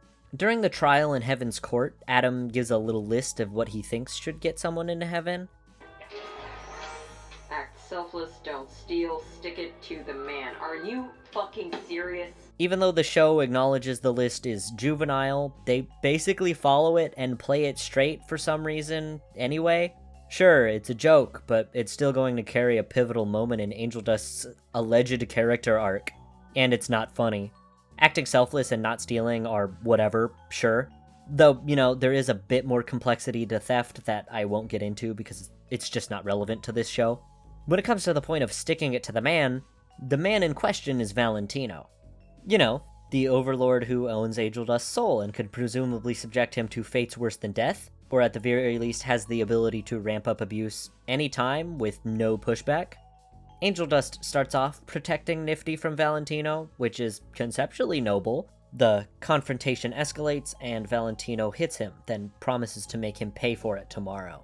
This moment is celebrated and meant to be cathartic, but it's just fucking bad, man.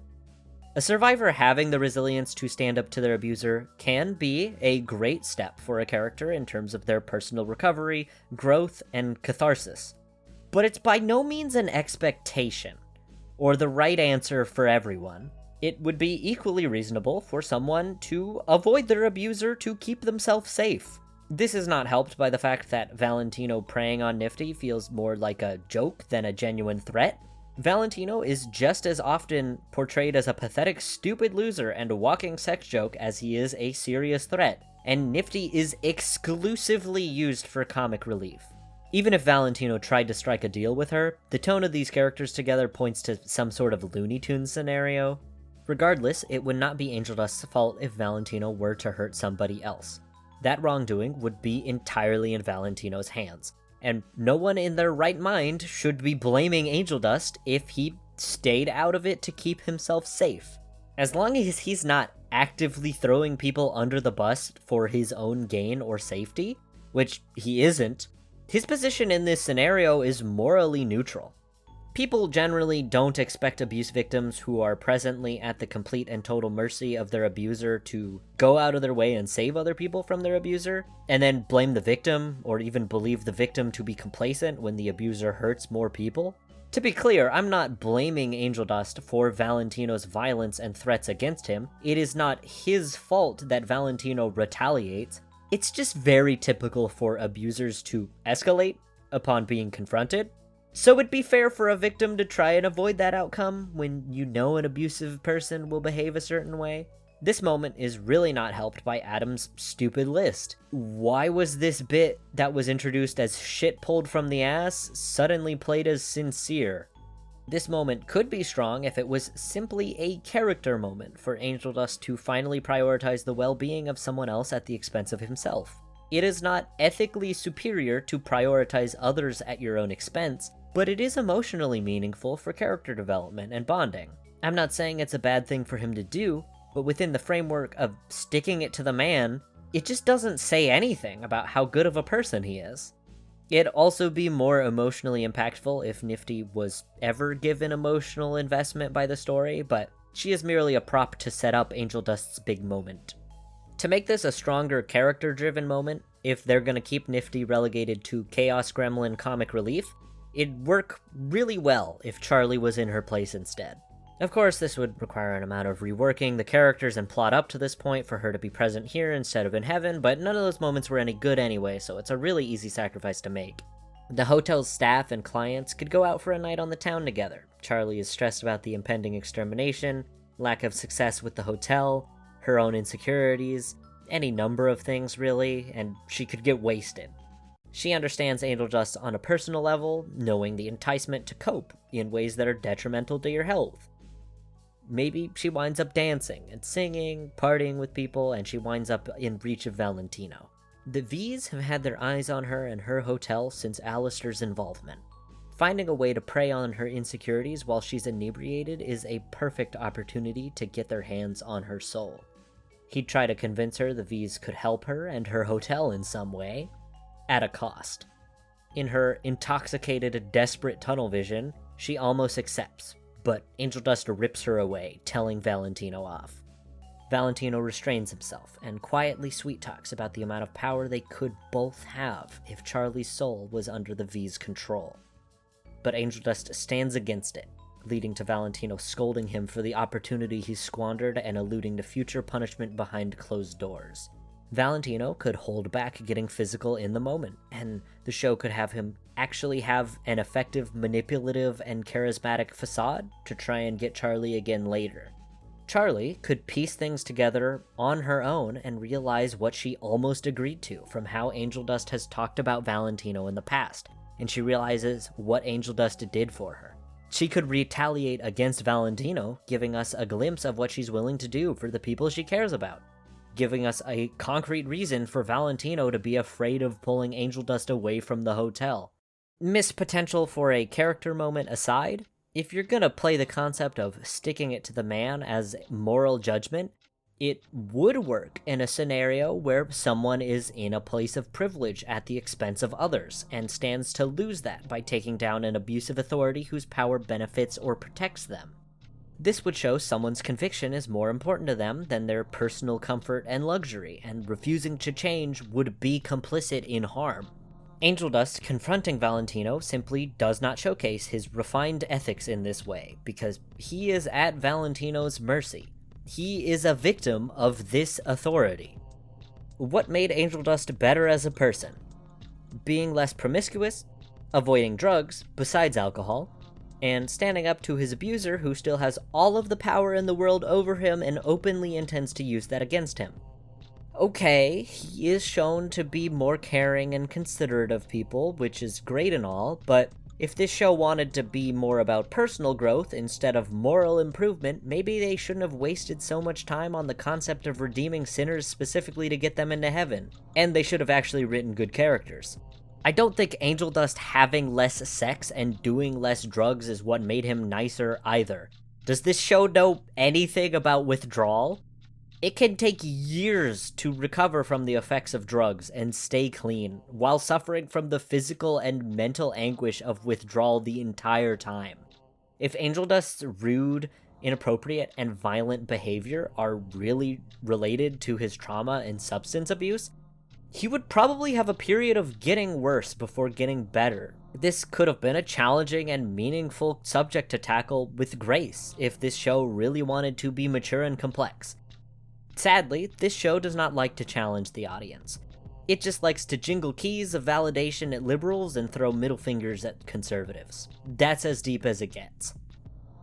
Maybe the characters are saying wrong things on purpose because everyone sucks, because they're in hell, or whatever.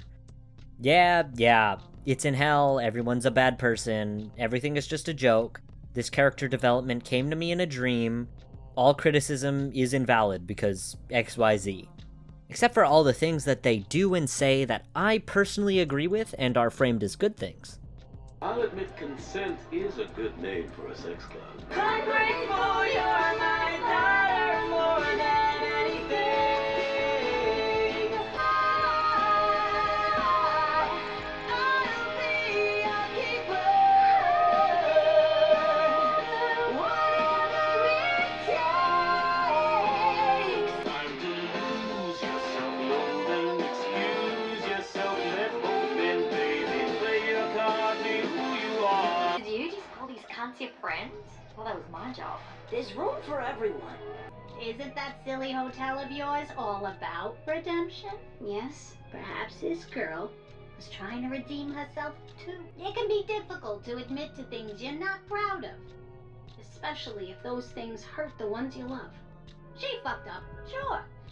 She's flawed, but hey, who down here isn't? Words are cheap, but actions, they speak the truth. So, what have her actions said? That she believes in me and what we're doing? Right now, she's off learning how to protect everything we've worked for. Look who decided to show up. We thought we were fighting by ourselves. You're still here. You're gonna fight without gloves, and when that push comes to shove, yeah, you just might rise above. Long as you're out for love. Oh, sorry, Angel. I promise fine. I get it. Thanks for caring about me. Just because someone is dead, it doesn't mean they can't resolve to change their ways. Turn the page, escape infernal place. We're gonna do this, you and me, and then tomorrow it will be a fucking happy day in hell.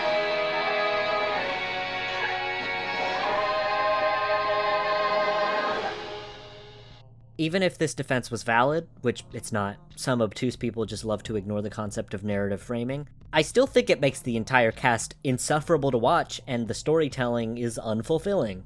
Being set in hell is not a shield for failing to write a good cast and story. Does this show have meaningful, sincere convictions? Or is it just a brazen, irreverent setting where literally everybody is awful? If you actually pay attention to the framing and writing choices at all, it's very obvious that some characters are meant to be mostly good people, even if they're flawed, while other characters are meant to be very, very bad people. It's not subtle, and the setting doesn't have anything to do with it. There are stories that don't even take place in hell that do a way better job of handling deeply flawed protagonists who do bad things and have flawed belief systems. Charlie and Vaggie being childish, inconsiderate, slut-shaming, and sanctimonious at their core, without those flaws being challenged, demolishes the drama, where their convictions are the driving force. We are supposed to root for these characters. Angel Dust repeatedly sexually harassing someone until they feel bad enough for him to start liking him being a funny little quirk, while the show tells you his most pressing failure is doing drugs and maybe also having too much sex, is outright sinister. Like, yeah, okay. It does indeed make sense for the cast of these characters to reflect and be formed by real-world expectations, since many of them were once human, and Vaggie was once an angel who brutally killed for their cause, so it's not hard to believe she is influenced by their conservative ideology and is unlearning it. The issue is, this show doesn't seem interested in unpacking any of that, even though it'd be way more interesting if it did. This show makes it quite apparent what it's communicating to the audience, usually by just having the characters outright say it or show it in extremely bland ways with obvious framing. Equals as the first of mankind, but despite this, Adam demanded control, and Lilith refused to submit to his will. Drawn in by her fierce independence, everyone makes mistakes. Angels don't make mistakes. You really think that? I know that. Yeah, I've never made a mistake in my fucking life. As the rules are black and white, there's no use in trying to fight it. The rules are shades of gray when you don't do as you say. I'll admit consent is a good name for a sex club. Didn't realize this was a drink and forget kind of night. You're not going to find the solution at the bottom of a bottle. I should know. I've been looking there a long time. Their love is vile and blasphemous. Hot as fuck, though. I haven't directly mentioned it, though I have alluded to it. The dialogue in this show is juvenile and flat. So much of it is stale exposition or a substitute for organically conveying character traits and relationships. I get pretty worked up after an extermination happens. I know. Don't worry. I enjoy your theatrics. I wouldn't try that, my dear. This face was made for radio. Frivolous television technology. Everyone remembers me from my radio show. The proper medium to express oneself. But you insisted on this noisy picture box advertisement. She tries to work through her daddy issues by fixing you. What's the holdup? You got daddy issues? Daddy issues. Ooh, drama. Everyone likes to bitch to the bartender. I know everything about you and these motherfuckers at this point. That one is an insecure buffoon whose lonely ass watches you when he is asleep. Princess is a bleeding heart who wants to solve everybody else's problems except her own. This one judges everyone and everything because she hates herself. Oh, it was made to be exploited. I got the arms, I got the stamina, I got the legs, I got the lung capacity. Oh, I got the legs, the gag reflex, the holes, the chest love, She was gonna get out jam that butter down your throat. Kinky. Come on, keep talking dirty. I've been a bad boy, and I need a big, strong daddy to put me in my place on the path to redemption. Well, you come. Oh, yes. Hey, Killianister is your kink. You're doing great, vagina. I love me a man with a giant tool. You something about myself, huh? How about this? I love to suck. Where the fuck you say this? Popsicles, you sicko. Get your mind out of the gutter. Coming! Not off camera, you're not. You just want a taste. Ah, weird, but there's a kink for that, I'm sure. Take that, depression! What was the Seraphim's one rule? No one but the Exorcist can know about the Exterminations. I know, fine. The angels won't stop coming. Look what your exercise did for them. And then when a Hawkeye started beating the shit out of you. Yes, we did remember all, yes. That was particularly unpleasant. I like that part. Well, at least you can take a beat like a champ. You did okay, kid. Really? Well, I suppose I did get into a little of the old rough and tumble today. And thank you for pulling me out of there. He had like 3 bills, and it took him like 30 minutes to count it. His eyes are so shit. And this is the guy you gotta take orders from? I know. What a fucking joke, right? Hazbin Hotel is not complex, dimensional, or nuanced. Characters are conceptualized as fundamentally good or bad, then written accordingly. You already know who is and is not capable of so-called redemption because it's choreographed from the moment a character is introduced. The characters have very simplistic, transparent motivations and don't fundamentally change or grow. They only show different facets of their personalities and ideals that they were shown to have somewhere deep inside of them the whole time. Sometimes they get to learn from one-off mistakes where they accidentally go about their motives in the wrong way, but their underlying motivations never progress. It's difficult to sell the idea of redemption when we're never given the opportunity to understand characters doing really bad things. When protagonists have done genuinely bad things, we don't get to sit with that and reflect on it and risk the audience disliking their precious little wooby sin babies. We don't get to understand why Angel Dust objectifies and sexually harasses Husk. We never get some seeds planted on why Vaggie ever believed in the Exorcist cause strongly enough to be one of their strongest soldiers, and why she changed so drastically from then, now believing that the angels are deranged and bloodthirsty. This show definitely thinks strong female character just means a woman who is physically powerful or good at fighting, instead of a woman who is like a person with depth and whatnot. I kind of doubt her being one of their best soldiers actually says anything about her as a person. Yes, you can come up with some sort of effective explanation for these characters' actions, but please stop for a moment and ask if it was addressed in the text. Good explanations for these character decisions and their arcs exist, and the story would be more interesting if they actually included those details, which they don't. Stop acting like fanfiction fixes the show. Angel Dust's most centered sin, being drug addiction, is probably because, in some way, the show knows it's not actually wrong. But they have not done the work to dissect that and truly stand up for people with addiction. So it's the perfect candidate for a wrongdoing that can be made into sympathetic angst fodder, instead of making the audience question it being wrong at all.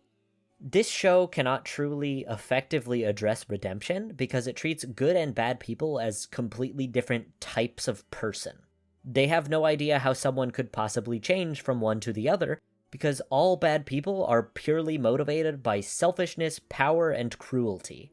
This show reaffirms itself as good and righteous by simply fabricating people who are obviously outrageously bad, with no sense of humanity or relatability.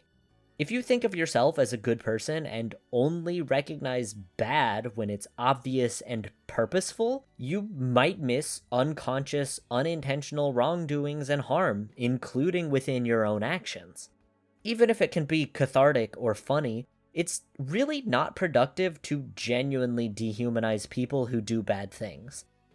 Some people might be reluctant or hesitant to admit to having done something wrong because of the fear of suddenly being categorized as a bad person, while others will just absolve themselves of accountability altogether when they do something wrong because they can't conceptualize doing something bad on accident or doing something bad when they have good intentions. Framing characters as clearly bad without granting their perspective much importance isn't necessarily poor writing, especially if it's in a show made for children who need to have good and bad spelled out very clearly.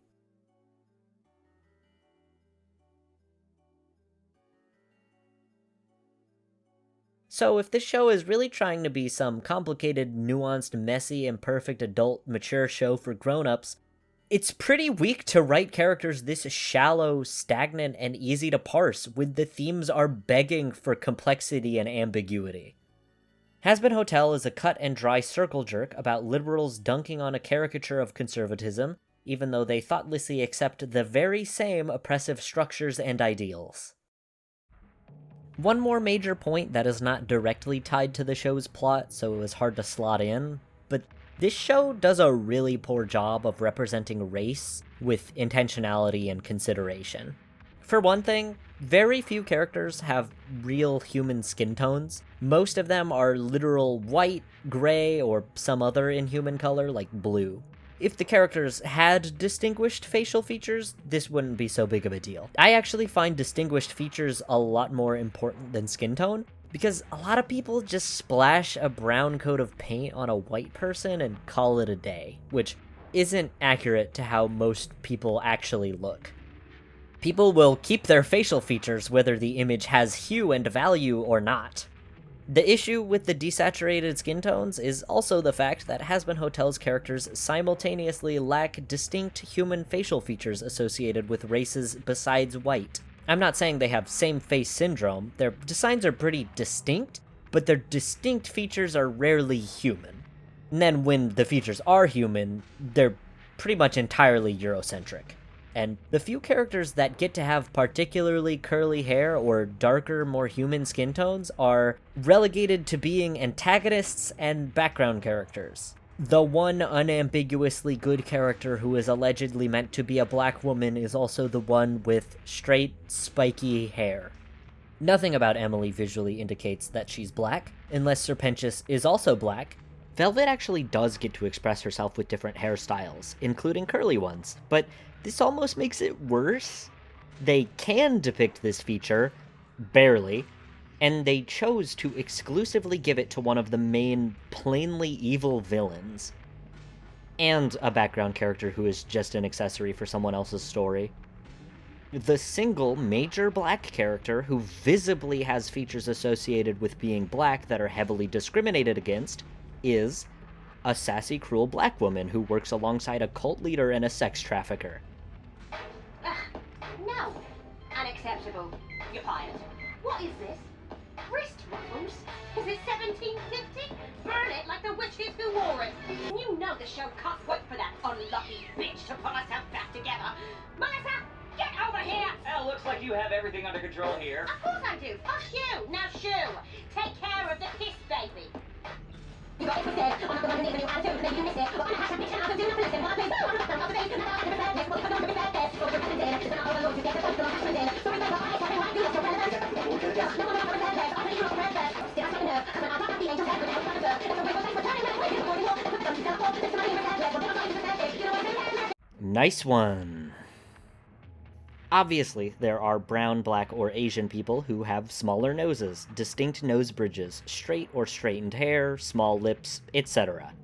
There is an infinite amount of diversity and possibility in the world. Any type of person with any combination of features you could possibly imagine exists somewhere. Fictional characters are not organic occurrences of material reality. They are created with intent. These are biased design decisions. You can just kind of tell when these features are included with intention and consideration for the vast diversity human faces and bodies can have, or for the choices people can make for their own appearances. Hazbin Hotel indicates no such consciousness or intentionality. The appearance of fictional characters who are brown, black, and Asian gets forcefully shifted closer to features associated with whiteness to a degree that is disproportionate with how often that actually happens in real life. It doesn't matter if this is all a stylistic choice or a result of the art style. Why do these stylistic and character design choices consistently omit the features black, brown, and Asian people usually have in favor of no features or features white people usually have? Even if it's just a series of unfortunate coincidences, it's worth correcting. Their designs lack these features, human skin tones, and they didn't put much effort into visually or textually considering the lived experience of brown, black, and Asian people. But there's just enough supplemental information for the fan artists to do all the legwork for them. Why are you even here? The devil's princesa. Hey, amorcito, I didn't mean to yell. Your papito. Fuck! Who's this chiquita?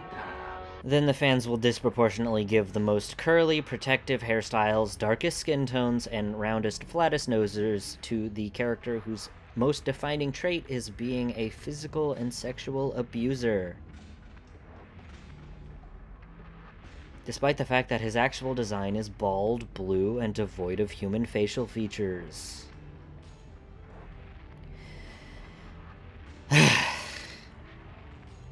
To be fair, Valentino is brown.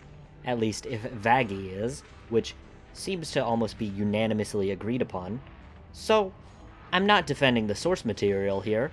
Brown Latino men being stereotyped as physical sexual abusers is also racist. Fans just decided to get racist in their own tangential way.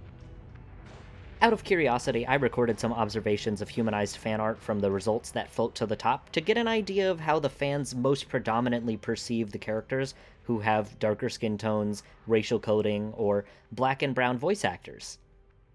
No other character in the show gets skewed away from their canonical appearance to be made explicitly black in fan art nearly as often as Valentino does. So, that's nice. I don't blame this show specifically for this. Every fandom has racist people in it. That's what happens when society is racist. That's just how populations and statistics work. It's still a phenomenon worth pointing out and criticizing. To be clear, I'm not saying you should never give the mentioned traits to brown characters, ever. The issue is the characters in this show are lazy tropes. Valentino, and all of the Vs for that matter, are simplistic, one-note villains and have displayed no humanity or redeeming qualities so far. Valentino and Velvet are not humanized, complicated depictions of a brown man and a black woman who just happen to be bad people.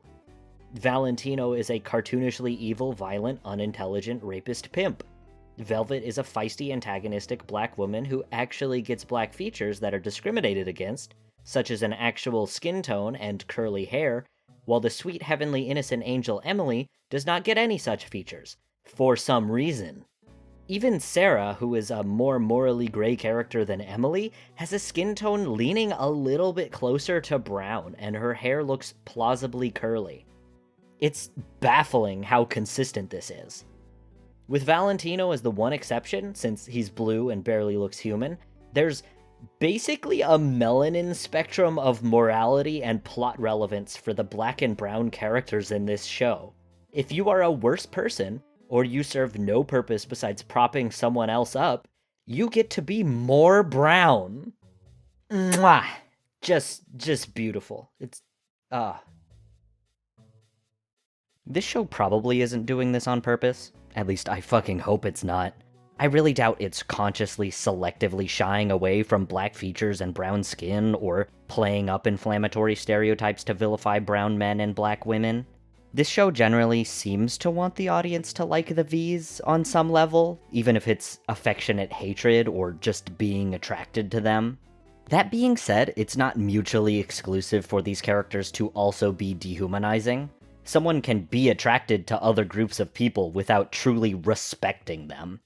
It's actually very, very, very common. Hazbin Hotel is just incurious and superficial. This show is filled to the brim with regurgitated tropes and shallow aesthetic decisions. It was bound to land on stuff that is harmful and insensitive when it has no depth or introspection. This is the product of failing to consult enough people for thorough accuracy and sensitivity. This is still a problem, though, obviously. You've realized by now someone can do bad things without being malicious, right? Do not fucking come at me with the, it's in hell, of course they're bad, bullshit. You can depict marginalized people doing bad things without vomiting up stereotypes and caricatures. Don't be obtuse. I know it might sound like I'm being way too fucking nice to this show. That's because I am. I just don't want to overstep on the behalf of groups I am not a part of. Please directly listen to a variety of Black, brown, and Asian voices for a complete picture regarding depictions like this and how they cause harm. I am just one guy. Watch the Owl House, Steven Universe, or Season 1 of Transformers Earthspark.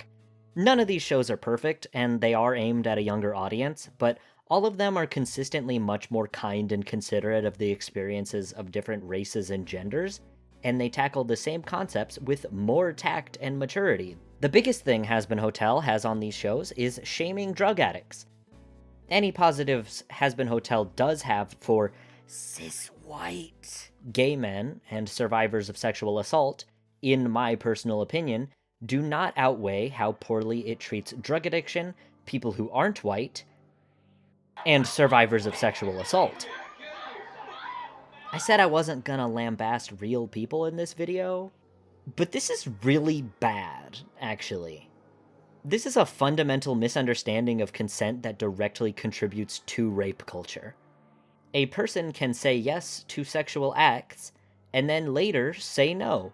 It does not matter for what reason, and if the act continues against a communicated lack of consent, it is assault. It does not matter if any sex was had behind this door, like people try to debate. What is shown on the screen is, in itself, a sexual assault. I'm not even necessarily debating the morality of this joke, but it is absolutely a joke depicting sexual assault.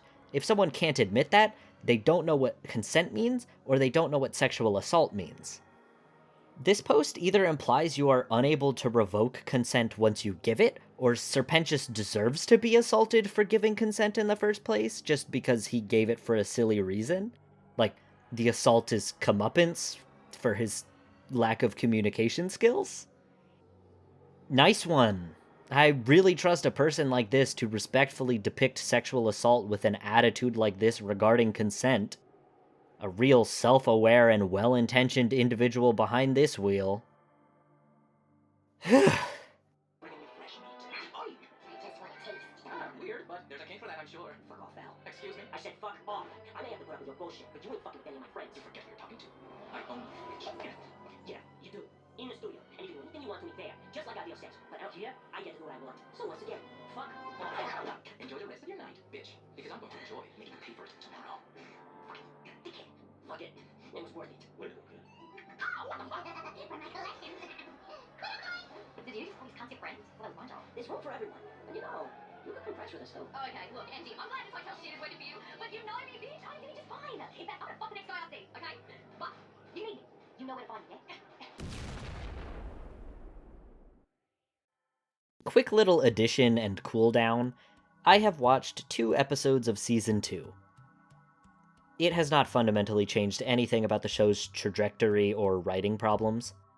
It is still over-explaining character motivations, inventing character traits and arcs out of thin air, over-explaining those too, absolving protagonists from needing to grapple with deeply challenging wrongdoings, and flattening all background characters beyond reason. The main thing that further fleshes out this show's morality is an emphasis on motivations. Serpentius was redeemed, even though his actions involved attempting violence, because the motivation was selfless. He did it to protect others. He went to hell for being a spineless coward, which we didn't really know before this payoff with any level of specificity, because nothing about his behavior in the first season suggested that his defining sin was being a complicit bystander. You cannot tell me that this was actually totally set up by his generally pathetic wimpy disposition, or the fact that he briefly tried betraying the hotel for the sake of getting noticed by powerful people, because this show loves over-explaining. If this was planned from the start, they would have been outright saying, this guy is selfish, and only after saving his own skin, and then repeated that specific sentiment over and over again, very straightforwardly. If a character is having an arc in Hazbin Hotel and it doesn't get directly explained to the camera, did they really have a character arc at all?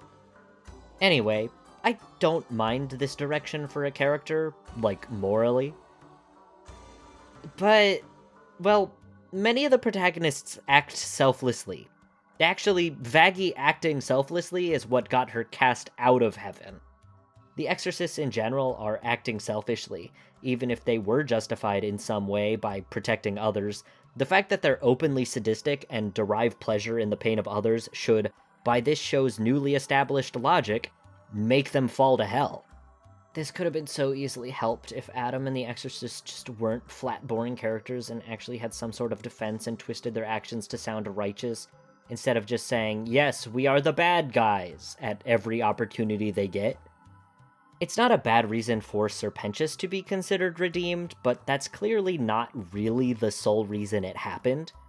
I'm predicting that characters ascending or falling barely has anything to do with the person's moral compass or motives, and it's because Serpentius got blasted with holy light or some shit.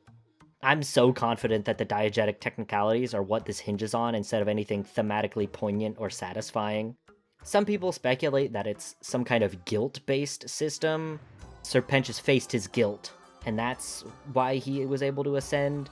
And that's also why Adam was in heaven, because he didn't have any sense of guilt. He just thought he was in the right. But if that's what they were going for, maybe they shouldn't have written Alistair, Vox, Valentino, and Velvet to all be equally as shameless and full of themselves. Because I'm not sensing any guilt from those characters, not even like hidden guilt or being in denial about guilt. They're all just equally full of themselves as Adam was. So, if that's what they're going for, they did a shit job of establishing the foundations for that direction. All of that aside, this show is still validating the mechanism of heaven and hell by treating Serpentius' ascension as a big, virtuous, meaningful thing for the quality of his person. Nothing has changed. To reiterate, I'm not telling you to drop Hazbin Hotel altogether, but don't stagnate in affirmations of a limited worldview, and don't give this show more credit than it deserves. There is a lot to like about Hazbin Hotel. I don't think it's devoid of positives. Those positives are just too greatly flattened under the weight of the negatives for me to find this show enjoyable. At least, like, enjoyable for the reasons it's supposed to be enjoyed. There are kinder, more inclusive works of art out there within similar niches that put more effort into representing different walks of life without simultaneously strongly reinforcing social stigma against disenfranchised groups of people. You have to check out of the hotel eventually.